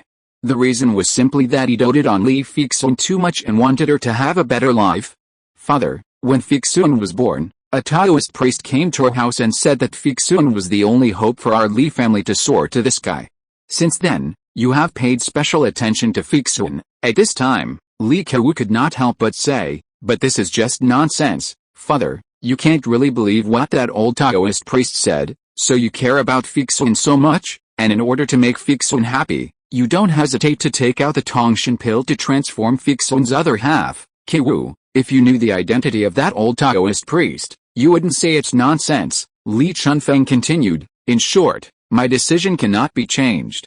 The Tongshan pill must belong to Su Yang, but father, since you think Fixun is the hope for the rise of the Li family, why don't you let Fixun take the Tongshan pill? Li Kewu asked doubtfully. Isn't that 1,000 times better than giving it to Su Yang? I had this idea many years ago. I wanted to use the Tongshan pill to help Fixun set foot in ancient martial arts. Li Chunfeng shook his head and said with a wry smile, but the Tongshan pill is powerful, and Fixun is weak. If she takes it, she'll definitely die. Father, the more I think about it, the more I feel that old Taoist priest is unreliable. Fixun is just an ordinary person. How could she possibly bring the Li family to prominence? Li Kewu said dejectedly. You don't understand, don't you? Haven't you heard that one person's enlightenment brings prosperity to the whole family? Or will Fixun marry a supreme being? In that case, wouldn't our Li family rise to prominence? Li Chunfeng said seriously. Perhaps Su Yang is the supreme being, simply not yet awakened, and the Tongshan pill is the key to his invincibility. This, Li Kewu fell silent, but in his heart, he still held immense contempt for Su Yang. But he could only accept his father's decision. In fact, not only did he accept his fate, but Li Chunfeng did too. Li Chunfeng had waited 20 years, but his granddaughter still couldn't embark on the journey of ancient martial arts, and even now, she hadn't met a benefactor. He was already despairing. Since he had no grandchildren and could no longer continue the Li family's legacy, there was no need to pass down the Tongshan pill. It was time to use it up. Thinking of the inheritance from his descendants, Li Chunfeng suddenly had an idea and stood up. No, I can't give the Tongshan pill to Su Yang for nothing. I'm going to the Su family to discuss this with Su Qianqian. After Su Yang and his concubine get married and have a child, the child must have the surname Li. Yes, that's it. That way, I'll have a biological great-grandson. Ha ha ha. Li Chunfeng was overwhelmed with excitement. From now on, if Su Qianqian wants to see his great-grandson, he must bring a jar of century-old national cellar to the Li family, or he won't be able to see my great-grandson. Speaking of century-old national cellar, this wine is truly mellow, but it also has a strong aftertaste. I'm a martial arts master. Normally, I recover quickly after drinking too much, but these 2 times, I've been feeling sick for a long time. The wine I drank this morning has left me dizzy and swollen. Although uncomfortable, Li Chunfeng couldn't resist drinking. He immediately took some braised dishes and went to find Xuantian. This time, he was going to negotiate terms with Xuantian. After all, inheriting the family line was a serious matter, and Xuantian would definitely be very resistant.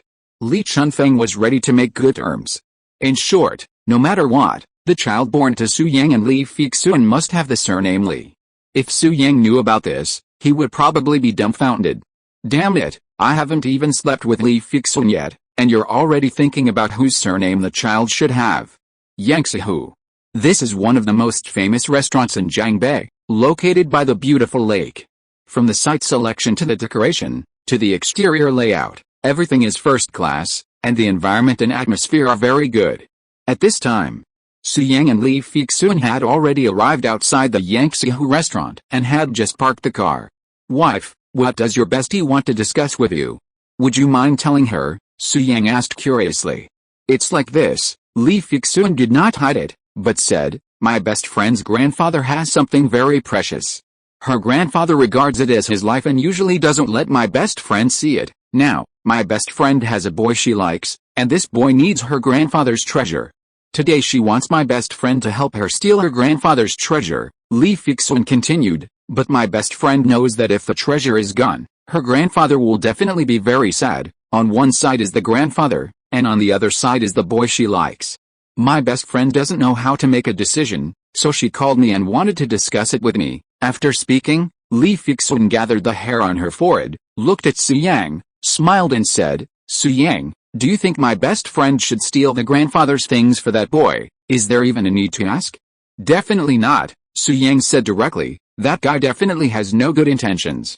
He probably approached your best friend just for her grandfather's treasure. I think so too. Li Fixun nodded in agreement, and then said, however, Su Yang, my best friend is with that boy now, so don't talk nonsense later, so as not to embarrass yourself. Okay, I know, Su Yang agreed with a smile.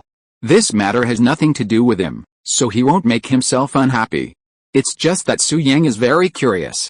Doesn't Li Fixun have only Zhang Zuir as her best friend, and he also, ahem.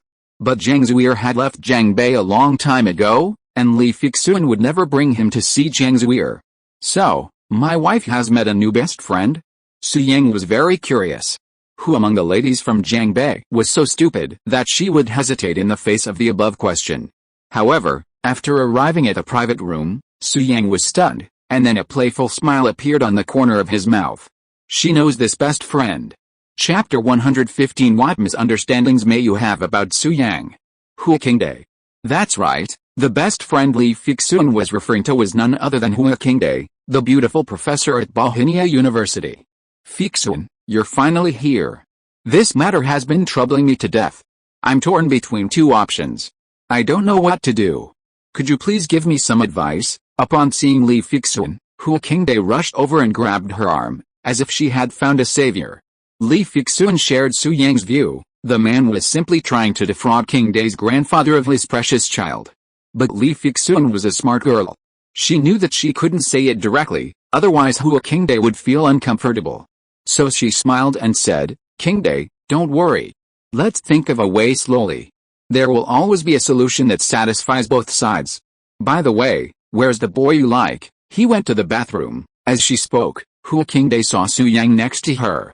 Her face suddenly changed and she gritted her teeth and said, Su Yang, why are you here? I came here as I thought of it. Su Yang smiled playfully and said, Teacher Qingdai, I didn't expect that you actually have a boy you like.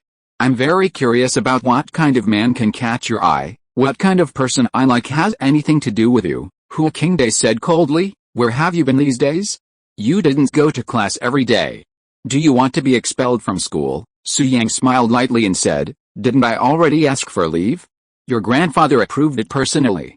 Didn't he tell you? That doesn't count, Hua Qingdai said with a dark face. This is the first time I heard that a student asked for leave because he wanted to go to a high-end club.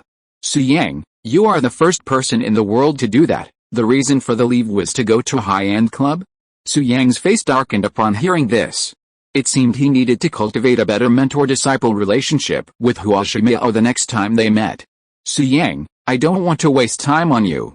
Please leave my private room right now, Hua Qingdai said bluntly. Su Yang rubbed the bridge of his nose and was about to tease Hua Qingdai, but Li Fixun rolled her eyes at him. Su Yang, cut your tongue? Li Fixun stopped him, then soothed him. King Day, don't be so angry. I asked Su Yang to come. Fixun, why did you ask Su Yang to come? Hu King Day asked, puzzled. Didn't you say that my family couldn't know about tonight's meeting? I can't drive, so I asked Su Yang to bring me here. Li Fixun smiled and said, don't worry, Su Yang won't tell anyone about what happened today, right, Su Yang? Well, since my wife has said so, I definitely won't spread it. Su Yang nodded in agreement. Hear that, King Day, don't be angry. Solving your problem is more important, Li Fixun said with a smile. Okay then, wait, that's not right. Fixun, what did Su Yang call you just now? Hu King Day asked in surprise. As a native of Jiangbei Pearl, Hu King Day naturally knew the relationship between Su Yang and Li Fixun. In fact, it was because of Li Fixun that she had a bad attitude when she met Su Yang for the first time. Her best friend Li Fixun was not only beautiful, but also had a good family background. How could she have a scumbag fiancé like Su Yang? Hu King Day felt sorry for Li Fixun, so when facing Su Yang, she always looked disdainful. But now, she saw Su Yang calling Li Fixun his wife, and Li Fixun didn't refute it. What happened? King Day. Su Yang is actually a good person. You may have some misunderstandings about him. At this time, Li Fixun whispered. Misunderstanding, misunderstanding. Hu King Day was dumbfounded, then gritted her teeth and said, what misunderstanding? Have you forgotten the ridiculous things that young Master Su did? How can it be called a misunderstanding? Fixun, were you deceived by his sweet words? I'll explain these things to you slowly later. Li Fixun smiled, then said, the most urgent thing now is to resolve your problem first. You didn't make it clear on the phone who the boy you like is, and what does he want from your grandfather? Hu King Day glanced at Su Yang with a strange expression, then retracted her gaze and said, Fixun, don't tell my grandfather. This is what happened. Isn't my grandfather a miracle doctor? By chance, he once got a magical ancient elixir. It is said that after taking it, it can cure all diseases. Hu King Day continued, the boy like is not in good health. He suffers from congenital heart disease. From birth to now, he has been suffering from illness all the time. He found me today and said that the doctor had given him a critical illness notice and he would not live for many days, but he didn't want to die, so he asked me to do him a favor and let me steal my grandfather's ancient elixir and give it to him to cure his illness. Hu King Day showed a shy expression as she spoke. He also said that when he recovers from his illness, he will ask my grandfather to marry me. I don't want him to die, but that ancient elixir is also very precious to my grandfather, and I don't want to make my grandfather sad. Hu King Day was embarrassed. Fixun, what do you think I should do? I'm in a dilemma and I'm worried to death. After hearing this, Li Fixun asked, King Day, when this question first came up, you already had a choice in your mind, right? Do you prefer to help your boyfriend or not make my grandfather sad? He's not my boyfriend yet, Hu King Day corrected with a red face, and then said, human life is at stake, so I want to save people more. Fixun, I know my idea is not very mature. What do you think I should do? King Day, do you want to hear the truth? Li Fixun looked at Hu King Day and asked. Well, tell me. You are my best friend, so of course we have to tell the truth to each other. Okay, Li Fixun said seriously, I think you'd better not steal Grandpa who has ancient elixir. Why? Hu King Day asked puzzledly. First of all, I've never met the boy you're talking about, and I don't know who he is, but he asked you to steal things from his house, so he must be a bad person. Li Fixun analyzed. Secondly, King Day, have you ever considered that this boy had ulterior motives when he approached you from the beginning? What do you mean? I guess, in 9 out of 10 cases, he approached you just for the ancient elixir, and he definitely won't marry you after he gets what he wants. Li Fixun continued, even if he wants to marry you, it's because of your background. A man like that can't truly love you. Fixun, don't say that. Actually, you've met the boy I like, and you're quite familiar with him. Hearing Li Fixun's words, Hu King Day defended the boy she liked. He's a handsome young man with ideals and ambitions, not the kind of person you're talking about. Do I know him? Li Fixun paused, and then her curiosity got the better of her. And she couldn't help but ask, who is he? To have won your favor, he is Nalan Ming's.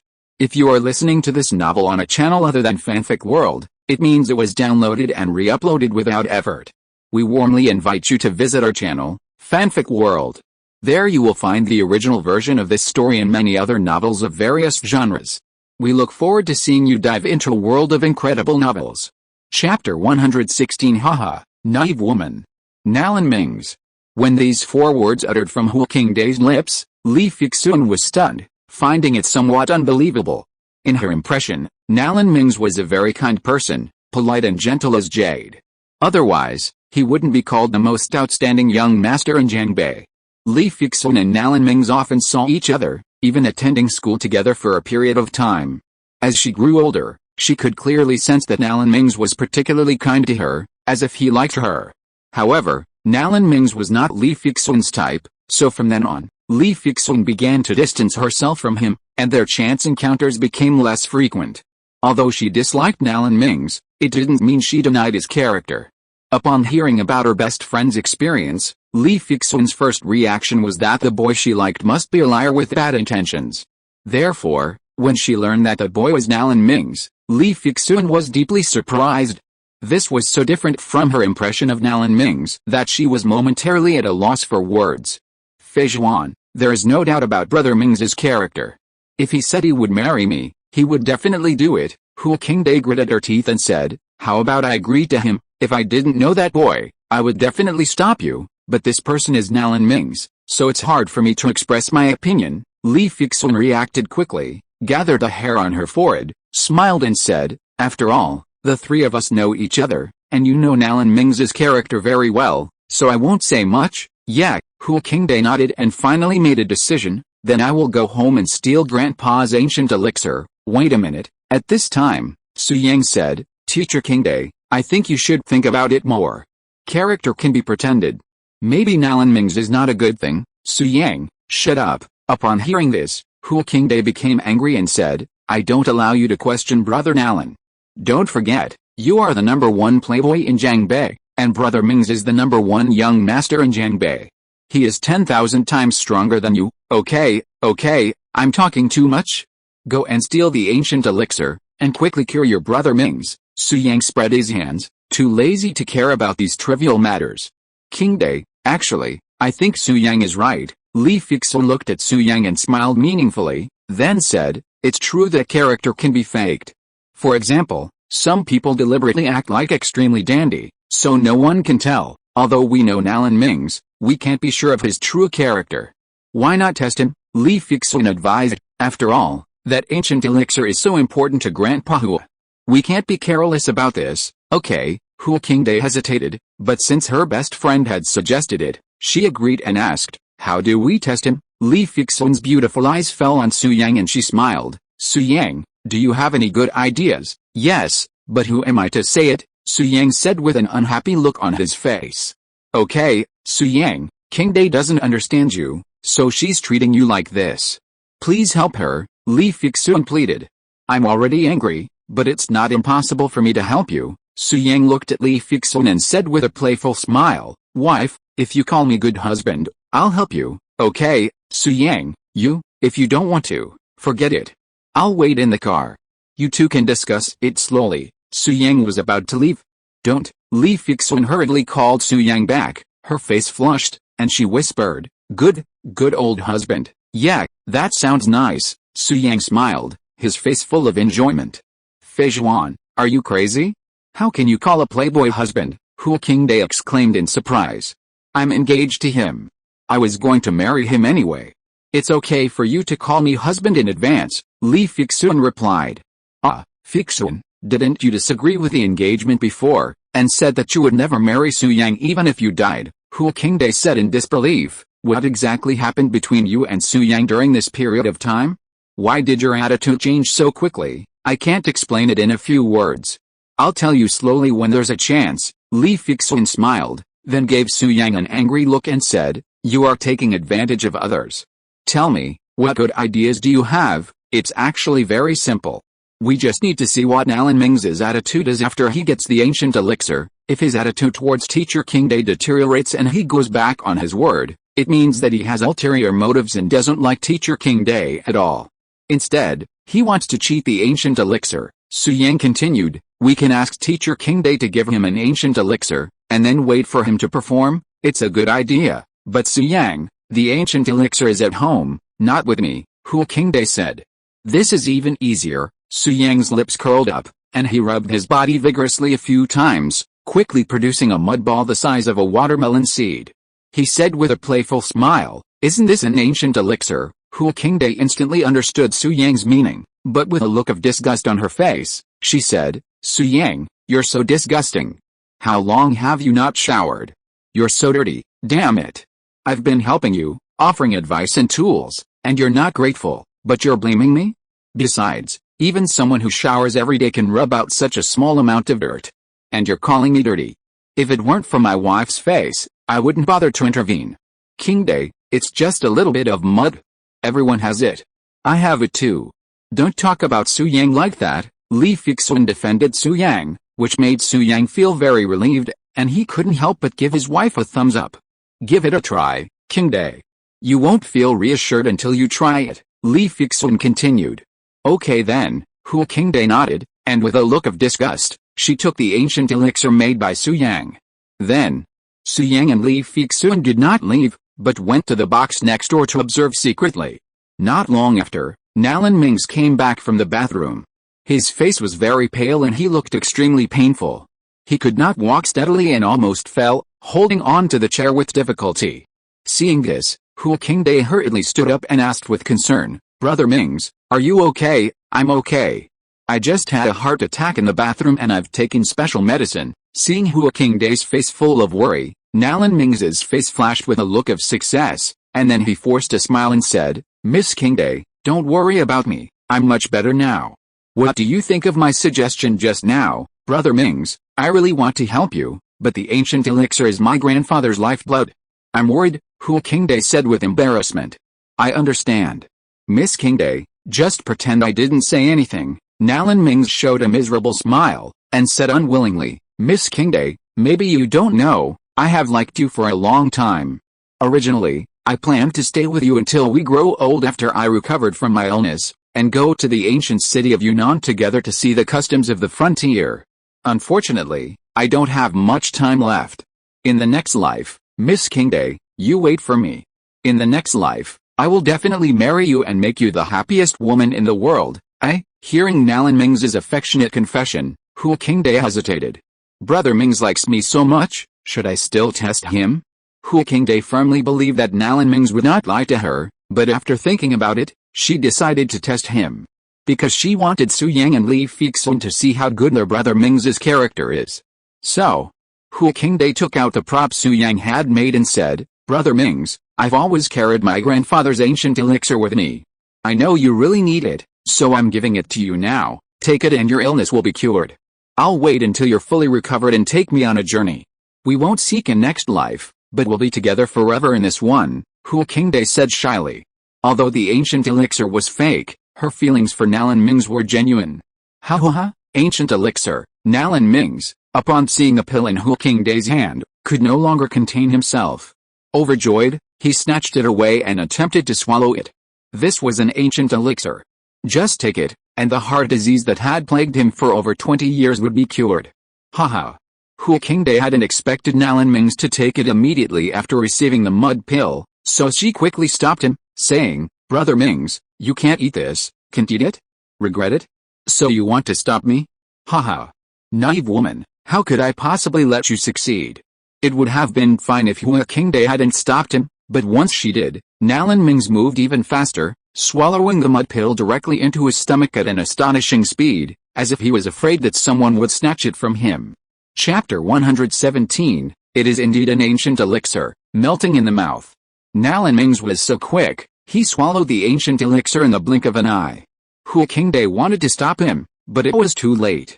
Her expression was extremely complicated, and she hated Su Yang to death. Damn Su Yang, so annoying. It's also my fault.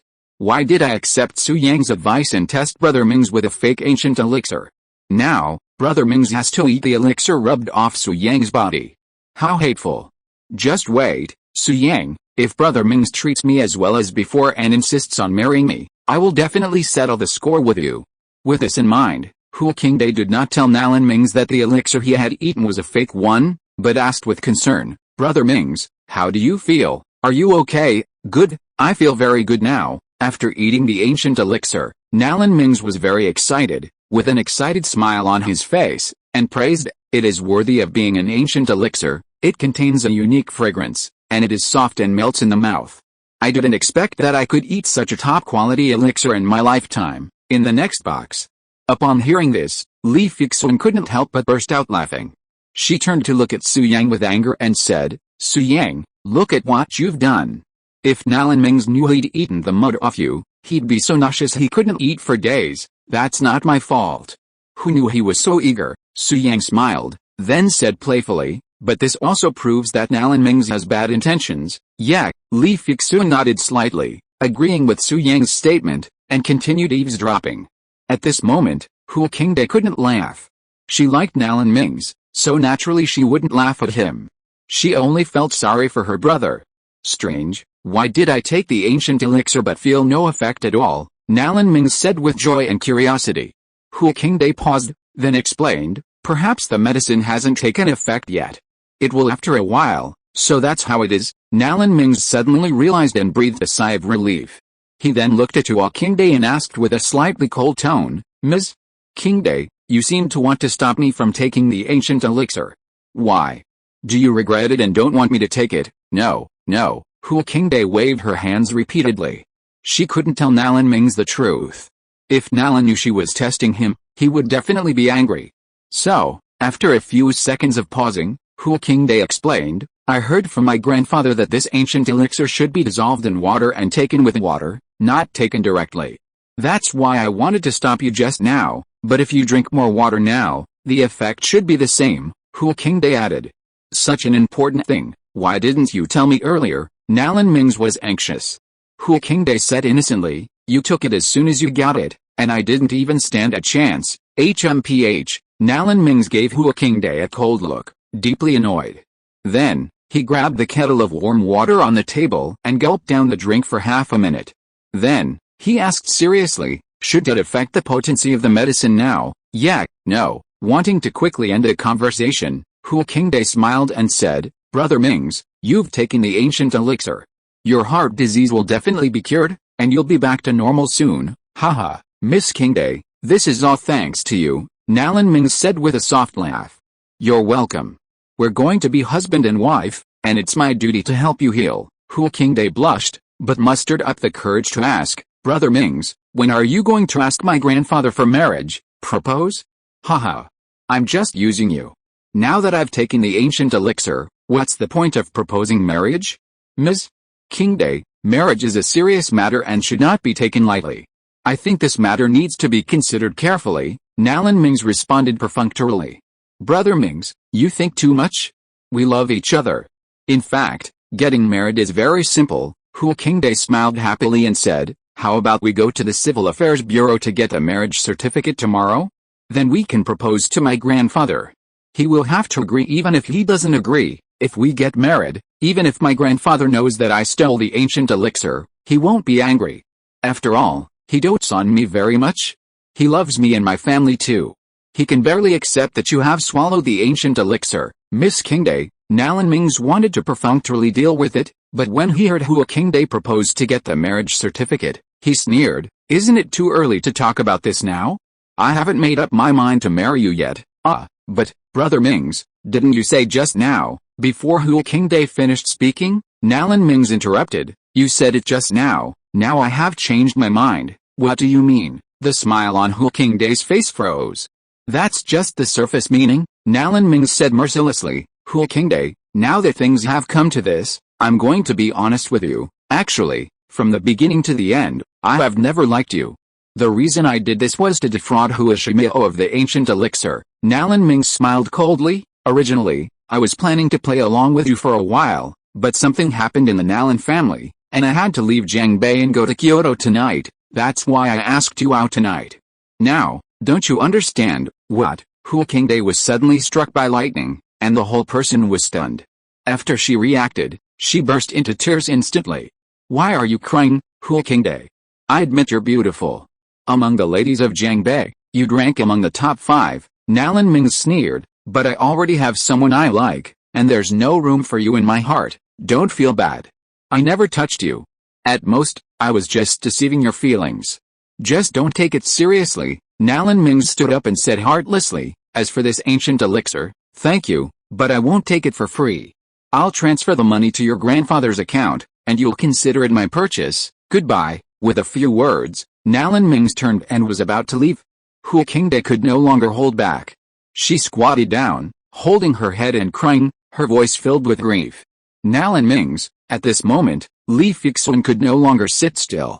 She hurried into the private room, first trying to comfort Hu Qingde, then gritting her teeth, saying, I didn't expect you to be this kind of person, a hypocritical person. I was wrong about you, Fei. Fixun, why are you here? Nalan Mings was stunned when he saw Li Fixun. Shut up, Su Yang followed in, staring coldly at Nalan Mings, raising an eyebrow and saying, you are worthy of calling me by my wife's name, Su Yang. Nalan Mings' gaze instantly fell on Su Yang.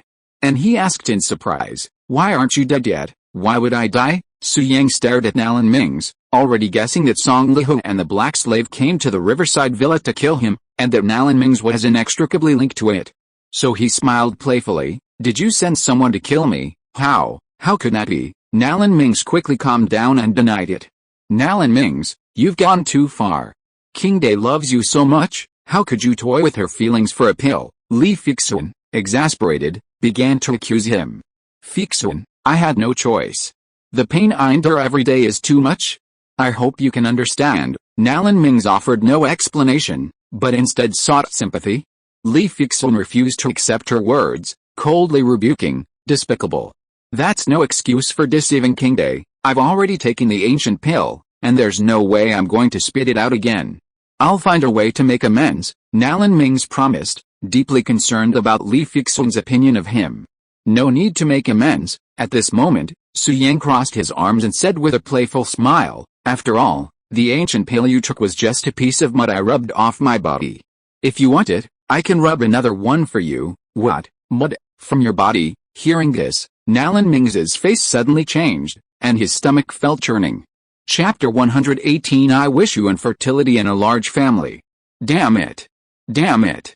The ancient elixir he'd snatched as a treasure was actually the mud on Su Yang's body. For a moment, Nalan Mings couldn't accept it. His face turned grim, and he vomited. Remembering how he'd just praised the ancient elixir he'd consumed for its unique fragrance and melt-in-the-mouth flavor, Nalan Mings's expression became complicated, as if he'd eaten a dead fly. Qingde, don't cry. It's not worth it for a man like this, Li Fixun said softly. Fixun, woo, I'm so upset. Hu Qingde hugged Li Fixun, heartbroken.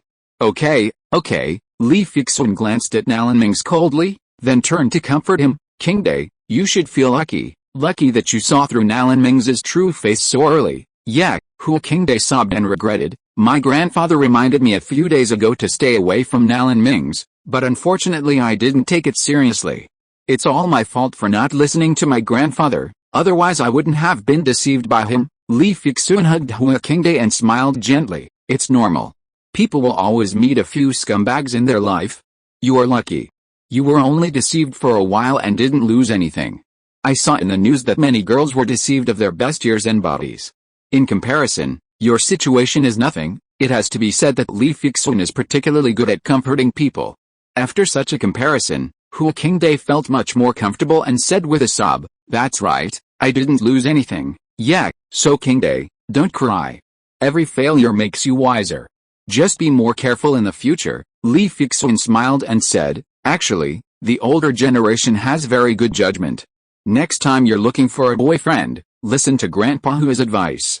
He's seen countless men, and the boys he likes must be very outstanding. Yeah, Hu Qingde stopped sobbing, her mood greatly improved. Then she looked at Su Yang and whispered, Fixun, Su Yang is a scumbag. You didn't let him take your body away like the girl in the news, did you? Fuck. Su Yang was right next to them and heard it clearly. He was immediately upset. You're not right. Do you understand me? Why do you always say I'm a scumbag? Do you still need to understand? Going to the club every day, how can I be a good person? Hu Qingde said casually. Su Yang was about to retort, but Li Fixun glanced at him, signaling him to be quiet, so Su Yang shut up. Qingde, stop smearing Su Yang. Today's events are all thanks to him. Li Fixun stopped Su Yang from speaking. But she defended him, saying, "Otherwise, you wouldn't know Nalan Ming's true colors. Perhaps Grandpa Hu's ancient elixir really would have been stolen. You should be thanking Su Yang." Hu Qingde thought carefully, realizing that this was indeed the case. After a moment's internal struggle, she finally said, "Su Yang, thank you, you're welcome," Su Yang replied with a smile. After all, Hu Qingde was Li Fixun's best friend. She was still recovering from her grief, and Su Yang didn't want to engage in verbal taunting. Hu Qingde, Nalan Ming had just finished vomiting, his expression grim. He glared at Hu Qingde with gritted teeth, resentfully saying, "Well, you gave me something so disgusting to eat. Who told you to? You were too quick." Hu Qingde gritted her teeth. "You," Nalan Ming exclaimed angrily, "I've been so kind to you. Yet you've colluded with outsiders to play a trick on me." Hu Qingde, "You're such a jerk." Nalan Ming, "You're so kind to me." Hu Qingde, recognizing Nalan Ming's true colors, naturally changed her attitude towards him. She gritted her teeth and sneered, "How dare you say that? You approached me, treated me to dinner, and kept saying you loved me, all to try to coax my grandfather out of the ancient elixir, weren't you? You despicable villain, why don't you just go to hell?" Hu Qingde cursed at the end.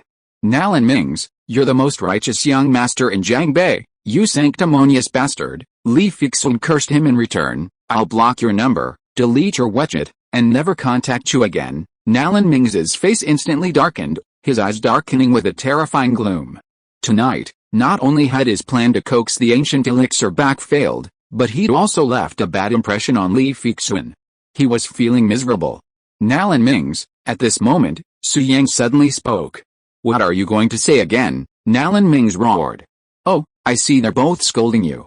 I feel guilty if I don't say something." Su Yang rubbed the bridge of his nose and cursed coldly, "Nalan Ming, you despicable villain. I wish you infertility and a large family." "Su Yang, do you know how to curse? If you're infertile, how can you have a large family?" Li Fixun glanced at Su Yang as if he were an idiot, but then a sudden realization dawned on her, and she couldn't help but laugh. "Haha, Su Yang, you're really mean. You're afraid he'll be cold, so you've already arranged for him to be cuckolded." Hu Qingde also realized what was going on, a smile breaking across her tear-stained face. Su Yang, Nalan Ming was furious, his eyes icy, his gaze fixed on Su Yang with deep disdain. From the previous conversation, he had gathered that it was Su Yang's idea to test him with a fake elixir.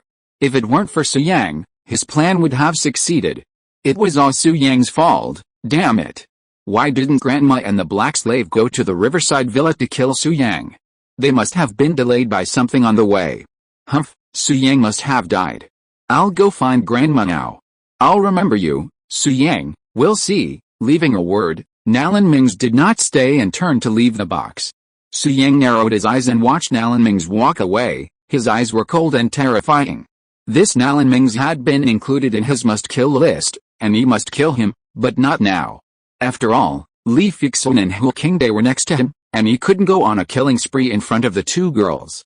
"Qingde, let me take you home, go back and take a shower, have a good sleep, and pretend nothing happened." Li Fixun smiled after Nalan Ming left.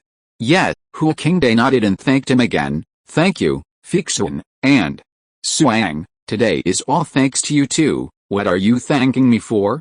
We're good friends, and this is what I should do." Li Fixun took Hu Qingde's arm and said with a smile, "I'll sleep with you tonight. I have a lot to tell you." "Yeah, Su Yang, take us back," Li Fixun said. As they got along, she became increasingly rude to Su Yang. Her words sounded like orders, without even using the word please. However, this also showed that her relationship with Su Yang was getting closer. "Okay, but honey, I won't work for nothing. You have to give me some sweet things." Su Yang smiled and negotiated the terms. "You just want me to call you good husband, isn't it? It's so simple, I can just call you that." Li Fixun glanced at Su Yang, then said with ease, "Good husband, yeah." Su Yang agreed at first, then smiled playfully, "You're calling me better and better, but the conditions are different this time. Calling me good husband won't work. Then what sweet thing do you want? Tell me quickly," Li Fixun said impatiently. I suddenly want to eat cherries." Su Yang showed a playful smile and continued, "Wife, is it okay?" Chapter 119 "I'll bite for you." Li Fixun responded generously to Su Yang's request. "Of course, it's just cherries. If you want some, I'll give them to you, really, Su Yang exclaimed in surprise. Yet, Li Fixun smiled. I'm not stingy. They're just cherries. I can still afford them, really? Suddenly, Su Yang looked at Li Fixun with a playful smirk. Su Yang, you're despicable, you're shameless, you're vulgar, you're shameless. Li Fixun reacted instantly, her beautiful face flushing red as she glared at Su Yang in humiliation. Fixun, what are you doing?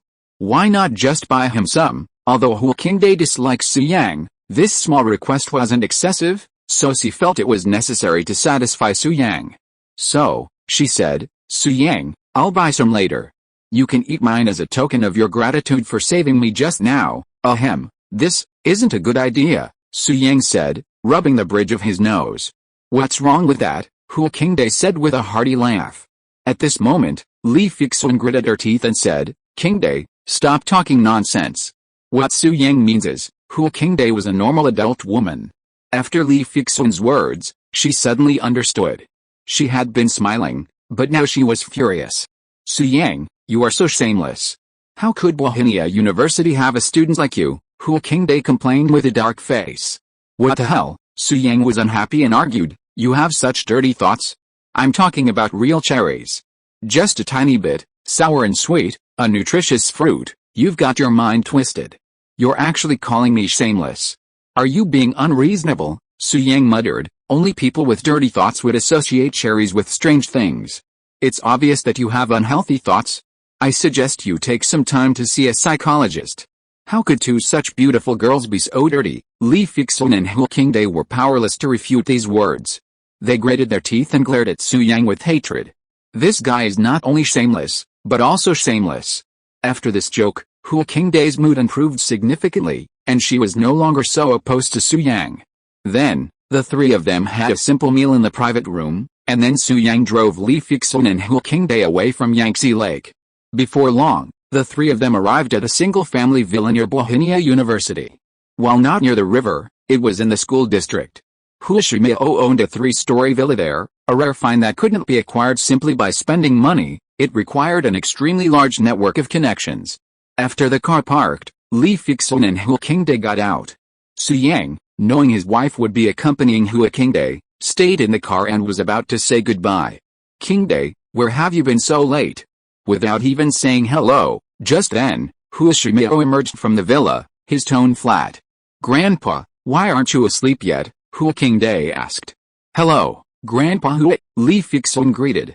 Miss Fixun is here too, Hu Shimiao returned. Li Fixun smiled, then turned to Hu Qingde and said sternly, how could I sleep if you weren't home, Grandpa? Hearing her grandfather's words, Hu Qingde was overwhelmed with emotions and lowered her head in shame. Grandpa was so good to me, and I actually chose to steal Grandpa's ancient elixir for a man. I am such a piece of shit. Thinking about it, Hu Qingde burst into tears. What's wrong? Hu Shimiao frowned. Grandpa Hu. Something happened tonight. Qingde may be embarrassed to tell you, so let me tell you. Li Fixun pondered for a moment and felt that it would be better to tell Hu Shimiao about Nalan Mings. Because Nalan Mings is the young master of the Nalan family, he will definitely think of other ways if he didn't get the ancient elixir this time. If Hu Shimiao knew about this, he might be able to punish Nalan Mings. Even if he couldn't punish him, he would be on guard in his heart to prevent the ancient elixir from falling into Nalan Mings' hands. Just like that, Li Fixun told everything that happened tonight. What, humph, that bastard Nalan Mings not only set his sights on my ancient elixir, but also tried to take advantage of Qingde's feelings. Damn it, I will never let him off easily. Hu Shimiao was furious. He turned to look at Hu Qingde and scolded her seriously. Qingde, I warned you not to get in touch with Nalan Mings. Now you know what kind of person he is. I know, Grandpa, Hu Qingde cried out in grievance. Li Fixun advised, Grandpa Hu, Qingde is also very sad. Please don't say anything about her, humph, if I don't scold her a few times, she won't remember it. Hu Shimiao frowned, looking particularly majestic, and was about to continue scolding his granddaughter. Divine Dr. Hu. Just then, the window of the luxury car next to them rolled down, and Su Yang intervened, saying, Teacher Qingde is tired. Let Fixun go in with her to rest. Teacher, Hu Shimiao was instantly terrified upon seeing Su Yang, his eyes filled with respect. He was about to kneel in greeting, but a look from Su Yang stopped him. Okay, Hua Shimao reacted and said, King Day, let's forget about this. Use your brains in the future, Miss Fixun, please take care of King Day. I've asked the nanny to get some hot water. You two can take a bath and rest, okay, Grandpa Hua? Li Fixun smiled and agreed. Then, looking at Su Yang, she gritted her teeth and warned, Suang, go to bed early tonight and don't go to the high-end club, or I'll never talk to you again. Don't worry, my dear. From now on, the technicians in the high-end club are my, young Master Su's, sworn enemies. I'll never see them again in this life, Su Yang promised. Look at you, you're so silly. Li Fixun was very happy, but on the surface she gave Su Yang a cold look, then walked into the villa with Hua King Day. After the two women left, Hua Shimao saw that there was no one around, so he knelt on the ground and saluted respectfully, Disciple Hua Shimao, I pay my respects to the master.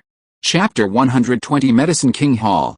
Yes, get up. Su Yang stepped out of the car and raised his hand imperceptibly, motioning Hua Shimao to rise.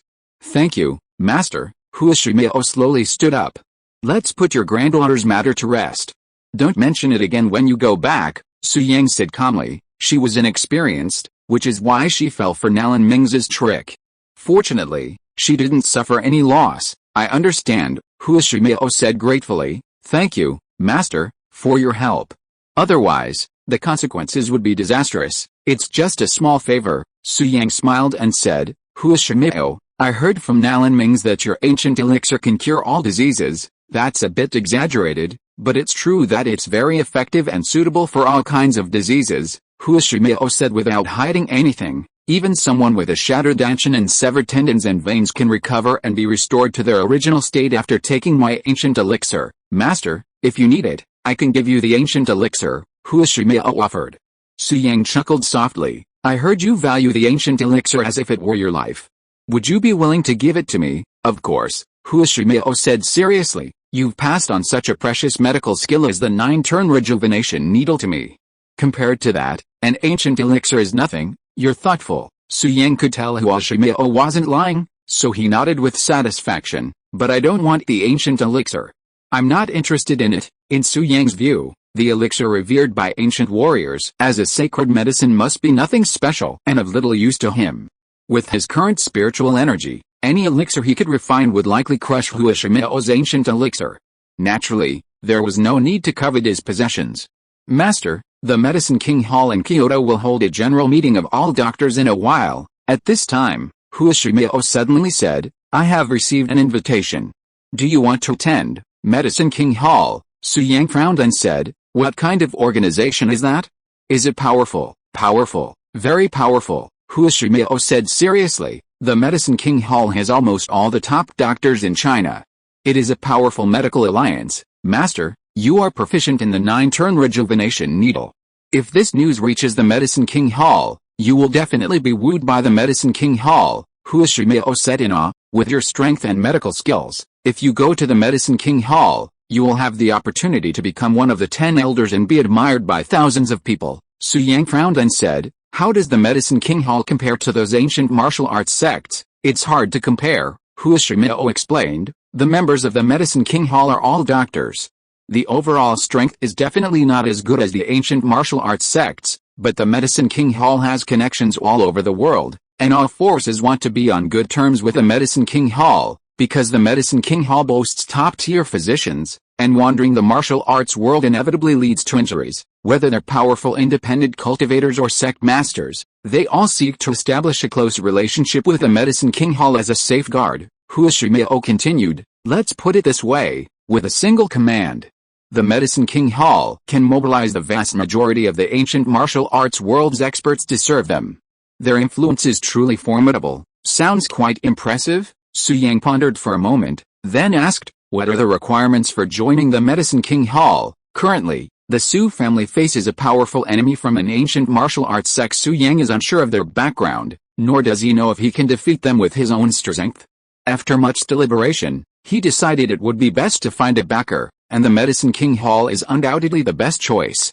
Entering the Medicine King Hall is the dream of every healer, and the requirements are naturally very high, Hua Shimao said, but master, you are fully qualified, and what I just said is no exaggeration. You are eligible to run for elder. Is elder status high? Su Yang pressed.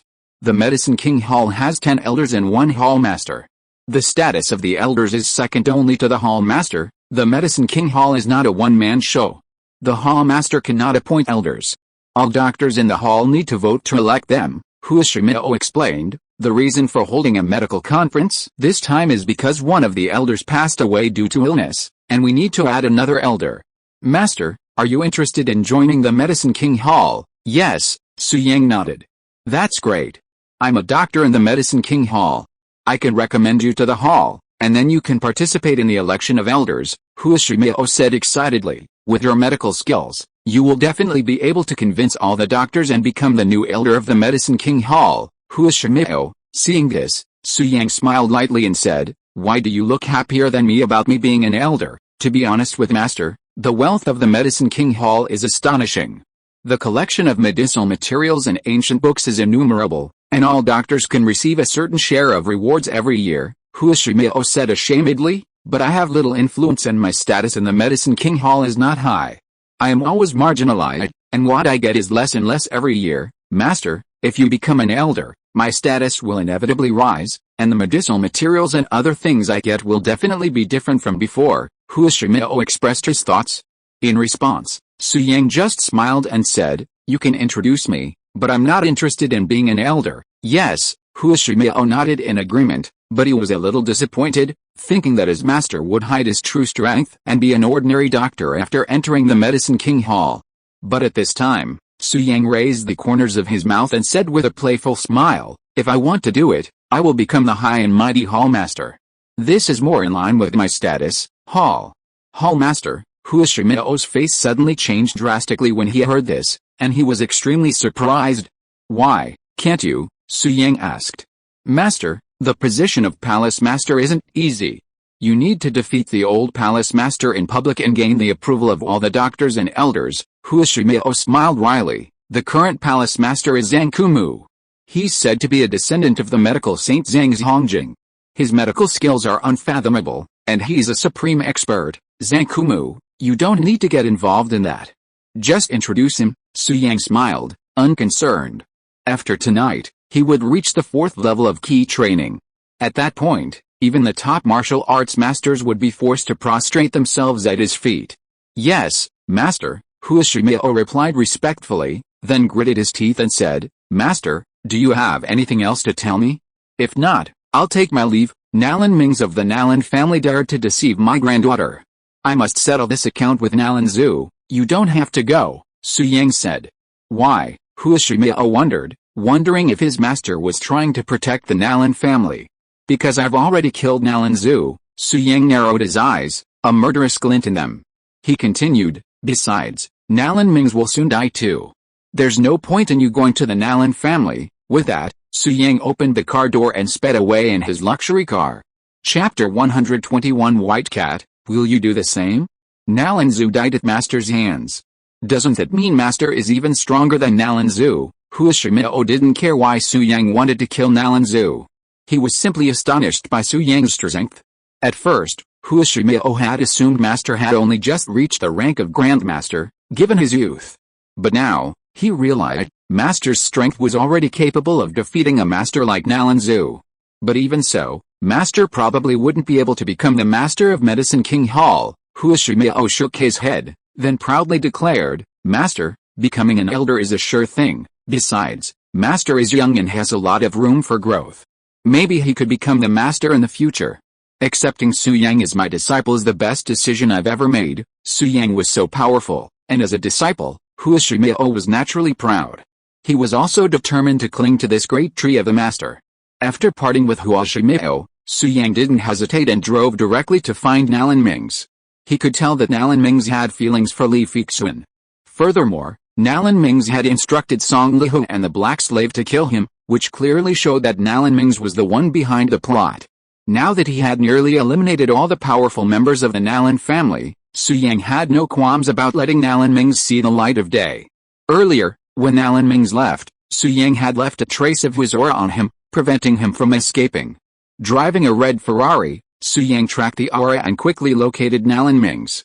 At this moment, Nalan Mings had not returned to his estate, but had instead hidden himself in a suburban compound. Not long ago, after returning from the Westlake banquet, he had called his grandmother, Song Lihua, but the call was unsuccessful. Nalan Mings then had his men search everywhere for his grandmother and the black slave, but they were nowhere to be found. This gave Nalan Mings a foreboding feeling. Could it be that his grandmother and the black slave had failed and met with some misfortune? That shouldn't be the case. Su Yang was a worthless person, and no one in the Su family could stop Grandma and the black slave. They wouldn't fail. But why couldn't they contact him? Could they have encountered experts from Country D? Nalan Mings felt this possibility was extremely high, and a sense of crisis suddenly overwhelmed him. Therefore, he didn't dare return to the manor, fearing a bloodbath from the experts from Country D. Instead, he hid alone in a suburban villa. This villa was a remote, ordinary farmyard. After spending so much time in the bustling city, it was a nice place to relax and unwind. Nalan Mings often invited a few friends to the villa for outdoor barbecues and conversation. But this time, he came to the villa to escape. Grandma's phone must have died. With her and the black slave's strength, the Nalan family's men would never be able to find her. Yet, that must be it. Grandma and the black slave must be fine and will contact me soon. Nalan Mings sat in the courtyard, consoling himself. Break. Just then, there was a sharp sound of brakes outside, followed by the flash of two headlights.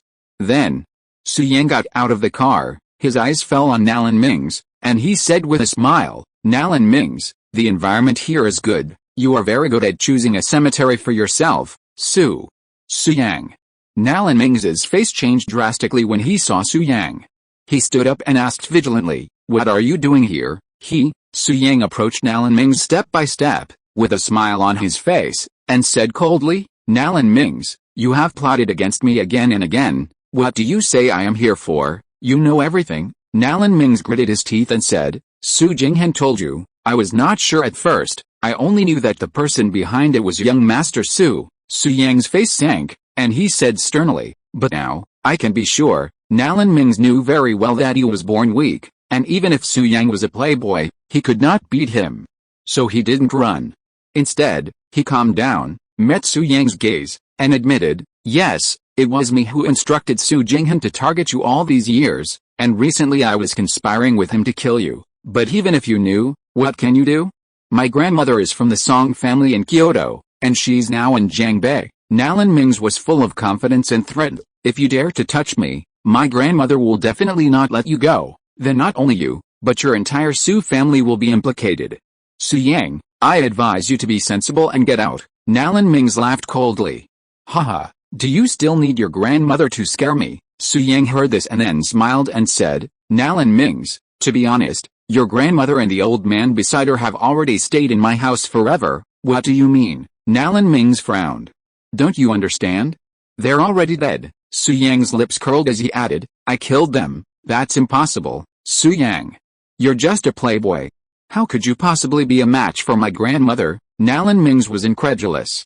Haha, go ask your grandmother downstairs. Su Yang, not wanting to waste time with Nalan Mings, suddenly grabbed him by the neck. Su Yang, you can't kill me.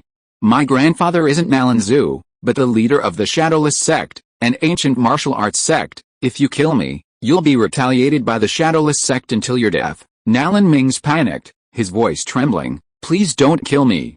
I won't tell anyone about what happened tonight, and I won't hold you accountable. Just pretend nothing happened. Ugh, snap. Before Nalan Mings could finish his words, his neck snapped with a crisp sound of bone breaking, crushed by Su Yang's bare hands. Blood oozed from the corners of Nalan Mings's mouth, and his neck twisted as he died. So much nonsense. Su Yang's eyes were cold as he casually discarded Nalan Mings's body and drove away, not even using corpse-dissolving water. This was a deserted suburb, so there was no need for corpse-dissolving water. Su Yang had nearly killed all the Nalans, and the man who had ordered Su Jinghen's murder was also dead. The Nalan family feud could finally come to an end. With Su Yang having slain all the masters of Country D, from Ling Hu, a peak Huajin master, to Tang Shenkao, a late grandmaster, they would likely remain quiet for a while. Even if Country D knew of the deaths of Tang Shenkao and the others, they wouldn't suspect Su Yang, so there was no need for him to pay too much attention. From then on, Su Yang could focus on his training, striving to rapidly improve his strength in order to face a mysterious and powerful individual who had ulterior motives against the Su family. Soon, Su Yang returned to his riverside villa and sat cross-legged, preparing to practice. Drawing on his previous experience, he summoned his white cat, asking it to protect him and alert him if someone arrived. "Don't worry, master. I will protect you," the white cat responded, and an ethereal girl's voice echoed in Su Yang's mind. "Well, your current strength is comparable to that of a mid-stage grandmaster. I feel at ease with you around." Su Yang smiled and nodded. His eyes fell on the white cat, and suddenly a question came to mind. He couldn't help but ask, "White cat, you are a teddy. I heard that teddy dogs are particularly lustful, and they indulge in everything, everywhere, and everything. Are you like that too?" Chapter 122 Nalan Wudeo.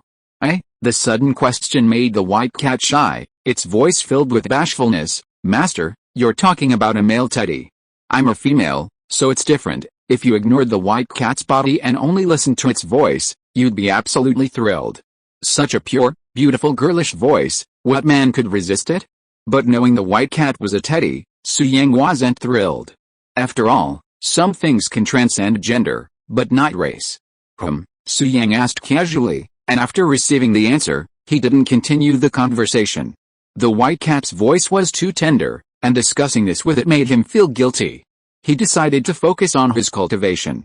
However, just as Su Yang was about to practice, a voice message suddenly popped up on WeChat. He clicked it, and Li Fixun's voice rang out from the room. "Su Yang, you don't have class tomorrow. Can you come to work with me, huh? Haha. My wife's taking the initiative to ask me out. It seems I performed well tonight." Su Yang smiled, then turned curious. "Wife, aren't you in school? Why are you working now? Is it because your grandfather doesn't give you pocket money? If you need money, come to me. You're my fiancé, I certainly can't let you go broke. Let me put this together, I'll use the money I saved from going to the high-end clubs to support you. However, honey, I'm afraid you'll need to take care of my physical needs from now on," Su Yang said with a playful smile. "Go to hell, you're being unreasonable again. I work just to train myself, and it's also my dream. Will you accompany me?" "Yes, of course." "What kind of work?" "It's a secret. You'll find out tomorrow. Good night." Yes. Su Yang was deeply curious, but cultivation was more important right now. After saying good night to Li Fixun, he put down his phone. Then, Su Yang sat cross-legged, his eyes slightly closed, and began to practice the 9-nether prison suppression technique, quickly entering a state of cultivation. The white cat, vigilantly observing the surroundings, provided Su Yang with protection. Meanwhile, Jiangbei was in turmoil, sparked by the discovery of Nalan Ming's body in the suburbs. Later, the bodies of Nalan Zhu and Nalan Yu were also discovered. The Nalan family, one of Jiangbei's 4 great families, had lost 3 of its most important members in quick succession, a development that caused a stir. Did the Nalan family offend someone? Why were 3 people killed so suddenly? Nalan Zhu was a martial arts master. Who could possibly kill him? The Nalan family is now in name only. I'm afraid it's going to be shaken up. The Dong family, another of the 4 great families, has begun taking over the Nalan family's assets. What a shame for the Nalan family's decades-long legacy. Confused onlookers discussed the situation and lamented for the Nalan family. Besides the Dong family, other families also took action against the Nalan family, rapidly eroding its assets. After tonight, there would be no more Nalans in Jiangbei. However, the Su, Li, and Wang families remained silent. They knew that the Nalan family still had a surviving son, Nalan Wudeo. Nalan Wudeo had been chosen by an ancient martial arts sect many years ago, but no one knew his current strength. Furthermore, there was also a Nalan clan in Kyoto, and the Jiangbei branch was merely a minor offshoot. If the Kyoto Nalan clan learned of this and sent forces to attack, those clans encroaching on the Nalan clan would undoubtedly face retaliation. Therefore, some clans hesitated to act openly, some observing from the sidelines, others encroaching covertly. For a time, undercurrents surged in Jiangbei. At this moment, Purple Cloud Mountain, shadowless sect, most ancient martial arts sects occupy renowned mountains as their foundations. The greater the fame of the mountain, the greater the sect's power. In the ancient martial arts world, the most influential sect is the one perched atop Mount I. This side of Fengshan Imperial rights, blessed with profound blessings, overlooks the world's renowned mountains, a formidable sight. Purple Cloud Mountain, however, pales in comparison to the vast array of renowned peaks. But the mere possession of a prestigious mountain demonstrates that Shadowless sect is no mere minor sect at this moment. A young man with bright eyes and sharp eyebrows, dressed in tight clothes, looked down at the clouds in front of him with an angry face. He looked to be in his 20s or 30s, with a face somewhat similar to Nalan Ming's, and he exuded a cold aura. He was the eldest son of the Nalan family, Nalan Wudao. Nalan Wudao had already known about the Nalan family. Although he had come to Xian Mountain since he was a child, he had a good relationship with his grandfather and two younger brothers. They usually contacted each other through mobile phones, sending text messages and video calls. Although they were thousands of miles apart, they could feel the blood thicker than water kinship. Therefore, after learning that his grandfather and younger brother had been killed, Nalan Wudao was furious. Tonight, I will return to Jiangbei. No matter who that person is, I, Nalan Wudao, will kill him. Nalan Wudao gritted his teeth, his eyes filled with murderous intent, and his breathing became unstable. Wudao, at this moment, a middle-aged man in a long robe approached. He was probably in his 50s and spoke calmly, "You're at a critical juncture in your breakthrough. Don't let this incident affect your emotions, or you'll regret it for the rest of your life, Master," Nalan Wudao said angrily. "My grandfather and two younger brothers were killed. I hate it." The robed man was Jeping, an elder of the Wu Ying sect and Nalan Wudao's master. "I understand, but the sect competition is coming soon. You must reach the Grandmaster level before then, otherwise you won't be able to achieve a good ranking," Jeping warned. "Wudao, you know your status well. If you don't achieve a certain level of accomplishment, the sect master won't acknowledge you as his grandson, and neither will he. For so many years, you've endured so much hardship and so much disdain in the Wu Ying sect. This sect competition is your only chance to shine. I hope you'll make a splash. You must cherish it," Jeping advised. "Master, I know everything you've said, but I can't rest until I avenge my great vengeance," Nalan Wudao gritted his teeth. "Although Nalan Zu isn't your biological grandfather, he raised you for many years. Nalan Yi and Nalan Ming's are your brothers, so it's understandable that you have feelings for them. However, Wudao, have you ever considered that Nalan Zu is a martial arts master? Anyone who kills him must be at that level. Even if you go to Jiangbei, what's the point?" Jeping continued. "Let me take your place. You should cultivate well in Xian Mountain, in that case." "Thank you very much, Master," Nalan Wudao clasped his fists respectfully, deeply grateful. "You're too polite, Master. This time, I'm going to Jiangbei, not only to avenge you, but also to do something." Jeping smiled gently and said, "A few days ago, I received a favor from a prominent figure in the Fengshan land. I promised to kill a man named Su Shenping for him. This time in Jiangbei, I'll do it for you, disciple. Remember to cultivate well and strive to break through to the Grandmaster level as soon as possible." With these words, Jeping leaped off Xian Mountain and disappeared without a trace in the blink of an eye. If you are listening to this novel on a channel other than Fanfic World, it means it was downloaded and re-uploaded without effort. We warmly invite you to visit our channel, Fanfic World. There you will find the original version of this story and many other novels of various genres. We look forward to seeing you dive into a world of incredible novels. Chapter 123 Meeting with Candy. The next morning, Su Yang emerged from his training, a smile playing on his face. After a night of hard work, he had finally refined all the evil energy within his Danshin, reaching the 4th level of key training, much faster than expected. Furthermore, Su Yang had absorbed 10 energy stones, solidifying his position there.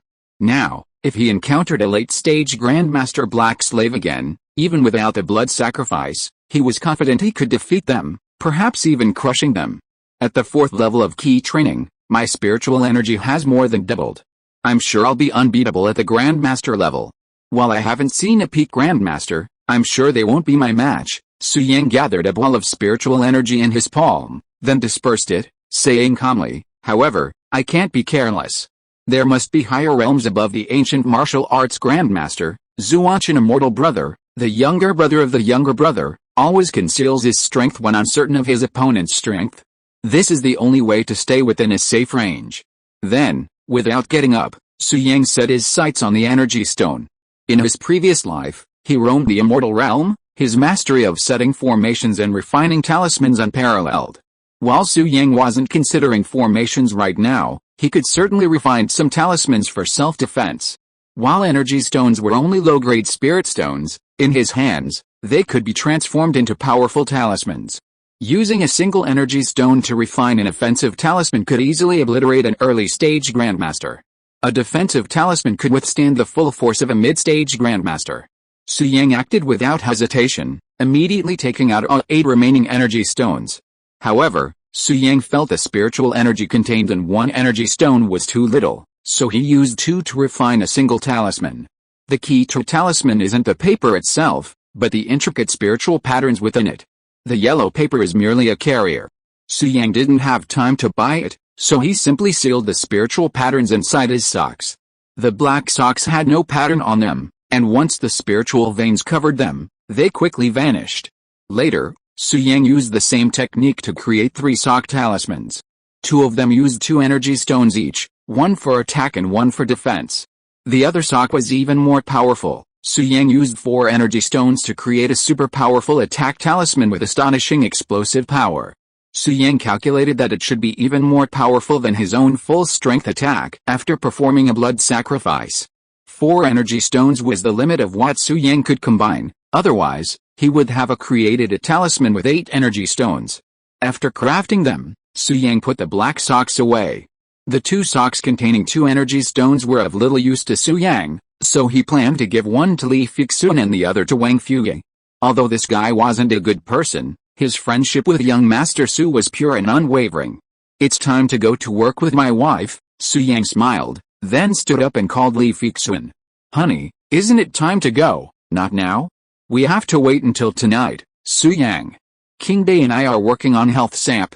I'll contact you tonight," Li Fixun said, then hung up. Su Yang wanted to ask what her job was, but before he could, his curiosity grew even stronger. But he'd find out that evening. "Young Master Su, my good brother, please come out." Su Yang put away his phone and was about to start practicing when Wang Fuge's voice suddenly rang out from outside. "Damn it. There's always someone trying to stop me from practicing." Su Yang, feeling slightly annoyed, walked downstairs and met Wang Fuge in the living room. He asked, "Young Master Wang, how did you know I was here?" "Uncle Su told me." Wang Fuge chuckled and pulled Su Yang out of the living room. "What the hell are you doing? So impatient so early in the morning?" Su Yang asked, puzzled. "Hey, Mr. Su, Xuantian agreed to meet me today. You're my best friend, and I'm taking you to witness this sacred moment." Wang Fuge was extremely excited, and his voice was full of anticipation for this meeting. "Damn, just for this little thing, you came to see me so early in the morning," Su Yang said unhappily. "How can this be just a little thing, Mr. Su? This time, I'm serious." Wang Fuge smiled like a young man in love. "You have no idea how beautiful Xuantian's voice is. It's so intoxicating. I gave her dozens of W in her live broadcast room before she agreed to meet me." "Beautiful voice? How beautiful? Is it as beautiful as my dog's voice?" Su Yang glanced at Wang Fuge with disdain and said indifferently, "Look at you, you're such a loser. After all, you're an outstanding talent who's been with me in high-end clubs for years. It's just meeting a female online friend, isn't it? Why get so excited, young Master Su? How can those women in the club compare to Xuantian? You don't understand the feeling of love at all." Wang Fuge pulled Su Yang and urged him, come on, young Master Su, don't be late. I need to make a good impression on Xuantian. You can go by yourself. Why are you dragging me along?" I'm nervous." "I need your courage," Wang Fuge said, blushing. "Haha, I'm so handsome, aren't you afraid I'll steal your limelight?" Su Yang joked. "No, you shouldn't bully a friend's wife. I know you're not that kind of person," Wang Fuge said seriously. "You shouldn't bully a friend's wife? My biggest idol in life is Xiaozi," Su Yang said casually. Wang Fuge knew Su Yang was joking and stopped his rambling. He took Su Yang and walked away. Su Yang didn't refuse. He could tell that young Master Wang was serious this time. As young Master Wang's good friend, he had to show off. So, Su Yang and Wang Fuge drove to Starbucks. Just as Su Yang was about to go in, Wang Fuge stopped him and said seriously, "Wait a minute, young Master Su, Xuantian is here. She's on the left, near the window." She told me she's wearing a long pink dress, so it'll be easy to spot. First, check if my hair is messy. First impressions are so important, we can't afford to be careless. Su Yang gave Wang Fuge a token glance and said, "It's not messy. You're very handsome. Let's go in. I want to see what the Xiao Xiantian you mentioned looks like." Haha, Xiao Xiantian has such a nice voice, she must be pretty. She'll definitely surprise you. Wang Fuge smiled proudly and walked in front, followed by Su Yang. As they arrived at the cafe, Wang Fuge received a voice message from Xiao Xiantian on WeChat. "Dear Gigi, you're here. I've been waiting for you like a husband waiting for his wife for a long time." The voice was indeed pleasant. Wang Fuge seemed to have been injected with chicken blood, and his whole body was excited. Then, he couldn't wait to look to the left near the window, but the smile on his face froze instantly, and he was stunned as if struck by lightning. Su Yang looked over and was immediately dumbfounded. He couldn't help but ask from the bottom of his heart, "What the hell is this?" Chapter 124 Wang Fuge's childhood sweetheart. At this moment, Starbucks coffee shop. The girl sitting on the left near the window is really a top-notch one. She weighs at least 300 pounds, has a fat head and big ears, and her face is covered with acne. Her appearance is hard to describe. Such a big piece of meat, sitting on the chair. Su Yang couldn't help but worry about the chair after seeing it. What's even more bizarre is that the girl is wearing a light yellow long skirt and has fluffy hair. It seems that she has really dressed up carefully for this date. The fiery red lips and the blush like a monkey's butt all show her personality. Top notch. There are millions of flowers in bloom, and this is definitely one of the most exquisite and exotic flowers. Su Yang never judges a girl by her appearance.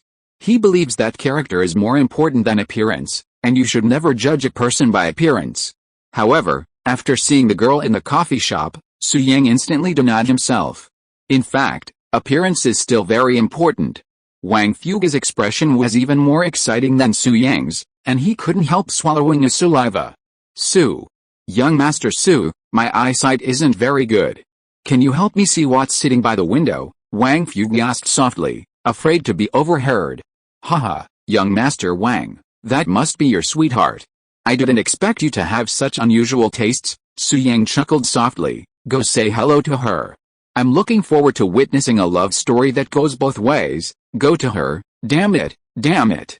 I've seen her photos, and this is so different from them. It's a world of difference. Let's put it this way, I'm going to report her for fraud right now, and the judge will definitely rule in my favor." Wang Fuge's expression was complicated, and he complained through gritted teeth. Meanwhile, the plump girl in the distance glanced at Wang Fuge, then pulled out her phone and asked in a whiny voice, "Gigi, are you here? Is that you, the handsome guy with small eyes in a black t-shirt at the entrance of the cafe?" Ding dong. Wang Fuge immediately received the WeChat message and quickly checked his clothes. He was really wearing a black t-shirt, and his scalp tingled with fear. Then, he hurriedly took off his black t-shirt, threw it on the ground, and stomped on it a few times. Then, he replied in a voice message, "It's not me, you've got the wrong person." With that, Wang Fuge didn't dare to linger, turning and running out of the Starbucks. "Damn it, why are you taking off your clothes? You're so stupid," Su Yang grumbled, turning to follow him out when he suddenly noticed the chubby girl by the window, a subtle smile playing at the corner of her mouth. This smile was quite unusual. Su Yang felt an indescribable feeling, his brows furrowed slightly. He then took a closer look at the chubby girl and made an unexpected discovery. Fake. This chubby girl is fake. No. To be precise, she's not fat, she's just covered in thick silicone, which makes her look bloated. And the girl isn't ugly, the makeup on her face must be a deliberate act, a deliberate attempt to look ugly. Su Yang stared at her. With his keen eyes, he could easily see the girl's true appearance. While not breathtakingly beautiful, this girl wasn't ugly by any means, she was above average in appearance. And most importantly, she was in her 20s, yet a martial artist at the Huijin realm. In the city, both her talent and skill were considered exceptional. Wang Fuge said Xiao Xiantian is a voice actress and anchor. Would a Huijin master become an anchor? That's odd. Su Yang smiled playfully and strode over, determined to get to the bottom of things. Wang Fuge was young Master Su's good friend, and Su Yang didn't want anything to happen to him. After a few breaths, Su Yang arrived near the window and sat directly across from the fat girl. He said nothing, simply gazing at the chubby girl with a smile. The chubby girl paused noticeably, then looked at Su Yang expectantly, sweetly asking, "Little brother, are you my Giga?" Su Yang didn't answer. "You must be my brother Gigan. Wow, you're even taller and more handsome than in the photo. I love you so much." Are you satisfied with me?" the chubby girl said, blinking and acting coquettishly. Su Yang remained silent. "Brother Giga, thank you for the gift. Actually, last time you came to see me at school, it wasn't that I didn't want to see you, I just wasn't mentally prepared. This time I'm ready. Shall we go to the hotel tonight?" the chubby girl said shyly. Su Yang remained silent. Brother Giga, do you dislike me? Do you think I'm ugly and fat?" the chubby girl stood up and said aggrievedly. "Woo woo woo, in that case, I'll leave." At this moment, Su Yang, who had been silent until then, spoke calmly, saying, "Have you had enough of your acting? If so, sit down and have a good chat." "What do you mean?" the chubby girl frowned. "Haha," Su Yang said with a playful smile, "you are a defied ancient martial artist at the Huijin realm, but you put silicone on your body to gain weight and deliberately look ugly. Is that fun?" The fat girl's expression suddenly turned cold. She stared at Su Yang with a sharp gaze. At the same time, she sat down and said in a deep voice, "How can you, an ordinary person, tell that? What do you think?" As he asked this question, Su Yang's eyes suddenly became cold, and a terrifying aura instantly emanated from his body, crushing the fat girl away. "Master! Grandmaster!" The fat girl's face suddenly changed. She looked at Su Yang with eyes full of respect. Her voice trembled. "I didn't know you were a grandmaster. I apologize for my previous offense. Please forgive me." Then, the fat girl was about to stand up and salute Su Yang, but Su Yang raised his hand to interrupt her. Then, Su Yang got straight to the point, coldly demanding, "Let's cut to the chase. Who are you, and what's your purpose in approaching young Master Wang?" "I won't hide it, Senior. My name is Liu Chushan. I was born in a small family in Jiangbei. I went to Kyoto when I was 10, and just returned to Jiangbei these past 2 days," the plump girl, Liu Chushan, answered truthfully. "I dressed like this just to play a trick on Wang Fuge." Liu Chushan. Su Yang's mind suddenly flashed back to fragments of his early memories. He remembered that there was indeed a little girl named Liu Chushan in Jiangbei. Back then, young Master Su often played with a group of children, and Liu Chushan was among them. If young Master Su remembered correctly, Liu Chushan and Wang Fuge were particularly close, always spending time together and even secretly getting engaged. This happened so long ago that even Su Yang, with his piercing gaze, didn't recognize Liu Chushan. "So it's you?" Su Yang smiled, then asked curiously, "Liu Chushan, you and Wang Fuge were such close when you were little, childhood sweethearts. Why did you tease him this time when you came to Jiangbei?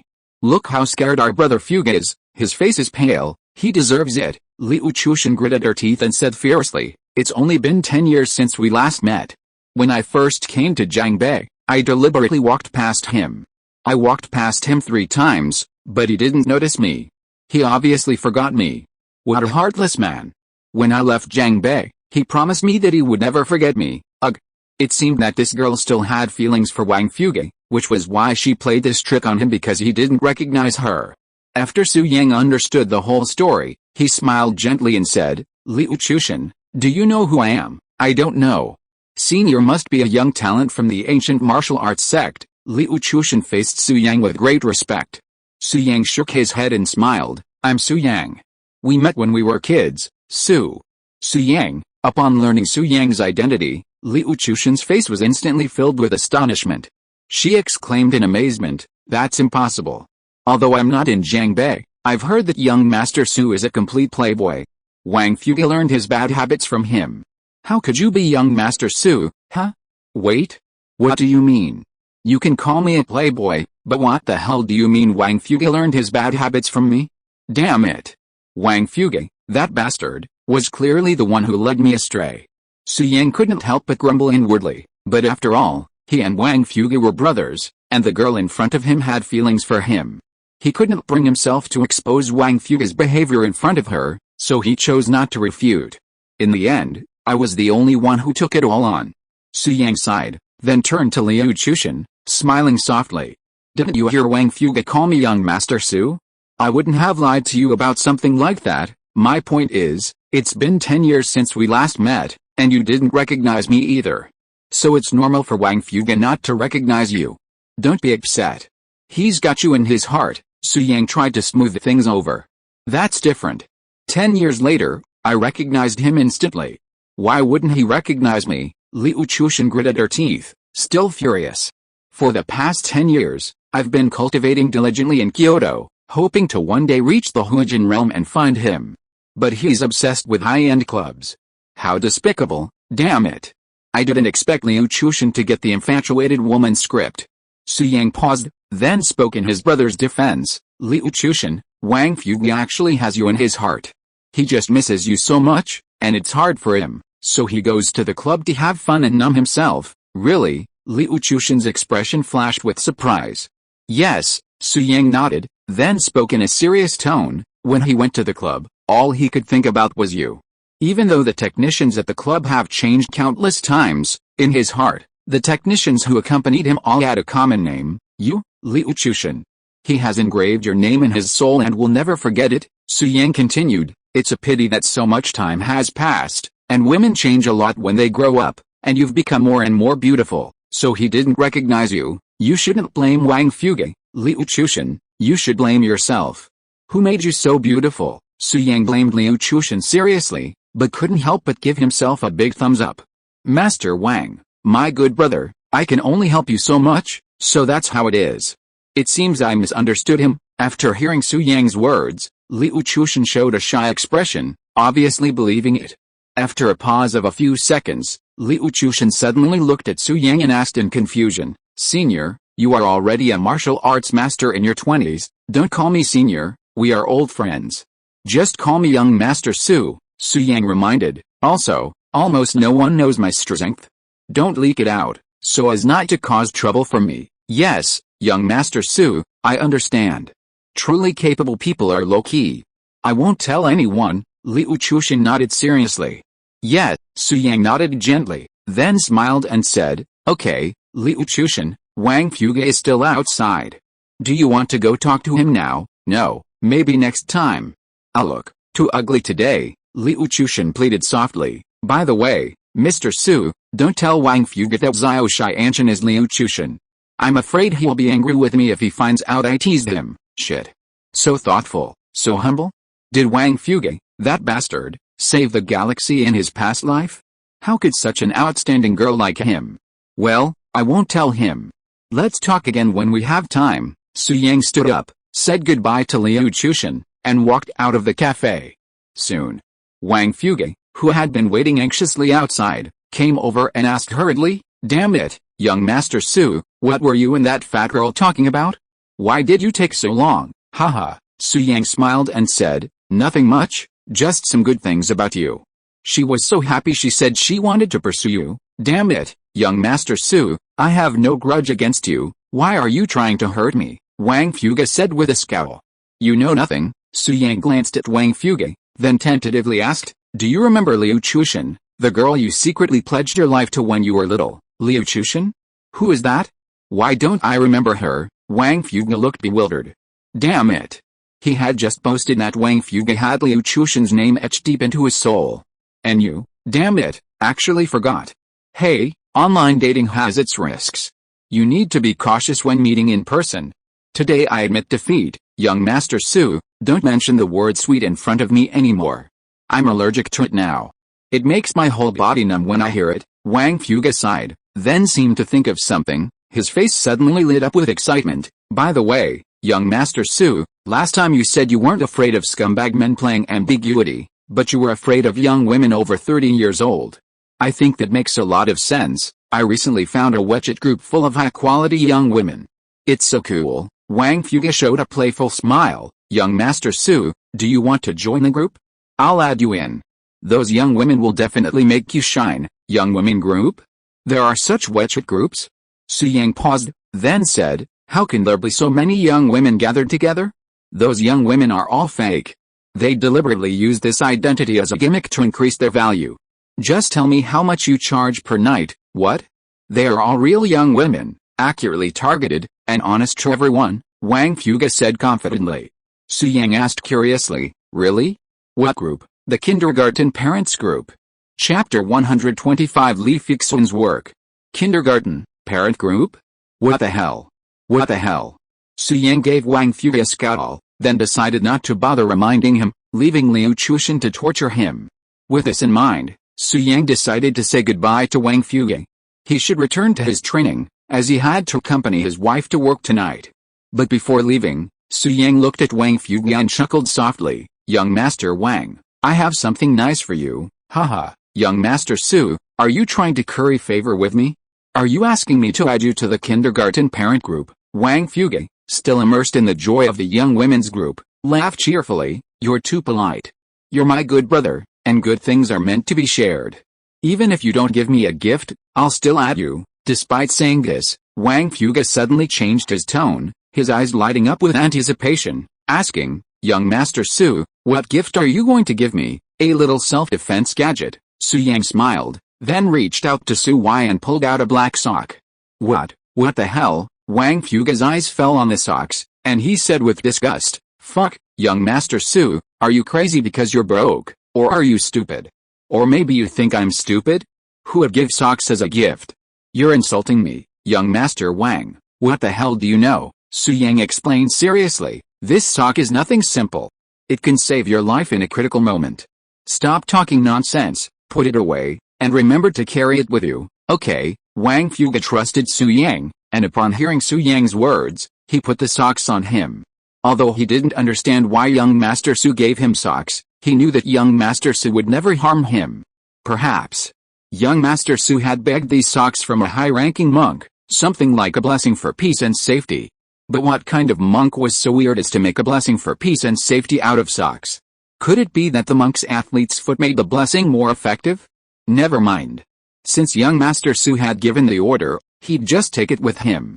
"Young Master Su, it's almost noon and you haven't eaten yet. Come on, I'll treat you." Wang Fuge pondered his socks for a while, then looked up and found that Su Yang had left at some point. Then, he noticed that Xuantian was looking at him with a smile through the glass of the cafe. Damn, this scared Wang Fuge. His face changed drastically, and he ran away. Not long after, Su Yang returned to the villa by the river, and the first thing he received was a text message from Hua Shimiao. It turned out that Su Qianqin and Su Shenbing had gone to the Juman black market to wait for Su Xuantian these 2 days, apparently to drink with Su Xuantian to improve their relationship. Hua Shimiao knew that Su Yang was Su Xuantian, so he sent a text message to remind him. Su Yang smiled and had no intention of going to the Juman black market to see his grandfather and father. If it wasn't absolutely necessary, he didn't want to get along with them as Su Xuantian. After all, there was a generation gap between them. After reading Hua Shimiao's text, Su Yang noticed he had another unread message, from his sister. It read, "Sister was busy just now. Little brother, has anyone in Jiangbei bullied you? Did Su Shenbing hit you? If so, tell me. When I return to Jiangbei, I'll make them pay." Su Yang's heart warmed after reading the message. It was wonderful to have a sister like this. He then called Su Jingguo's phone, hoping to hear her voice and catch up. But the call didn't go through again. Strange. Sister set up a special call notification for me, so I could always reach her before. Why haven't I gotten through these 2 times? Su Yang frowned, but didn't take it seriously. Perhaps sister really had been busy these past few days. He decided to wait a few days before contacting her. After putting his phone away, Su Yang entered a state of meditation. Before he knew it, night had fallen. Li Fixun called, asking Su Yang to pick her up at the Li residence. "What kind of work does my wife do, and why is she working the night shift?" Su Yang drove to the Li family manor, filled with intense curiosity. Just like yesterday, Li Fixun was already waiting in the parking lot. Today, Li Fixun wore a white, traditional-style dress and an exquisite, floor-length cape. Her makeup and demeanor exuded a classical air. She was breathtakingly beautiful, breathtakingly stunning. "Wife, are you going to work dressed like this?" Su Yang asked curiously. "Yes." Li Fixun got into the passenger seat and urged, "Let's go. We won't be late, okay?" Su Yang's curiosity intensified. He wanted to see what his wife did for a living, so he quickly drove away from the Li family manor. Meanwhile, in the dark, Li Chunfeng had already noticed Li Fixun's presence. At first, he'd been particularly curious about his granddaughter's elegant attire. But when he saw Su Yang taking Li Fixun away, his expression darkened.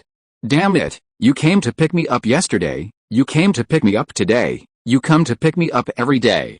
You're really young people. Can't you just keep quiet for one night? What good does that kind of thing do to your health? Also, you wore ancient costumes to get a room. Are you trying to play with uniforms? Fixun, you're so unreserved. What's even worse is that you even said you were going to be late. What do you take this for? Is it work? Are you afraid of being late? What's wrong with being a little late? Are you so impatient? Girls can't be kept at home. Forget it, let them do whatever they want. If they can give me a grandson soon, that would be a good thing. Li Shunfeng was almost mad with anger, his face extremely grim.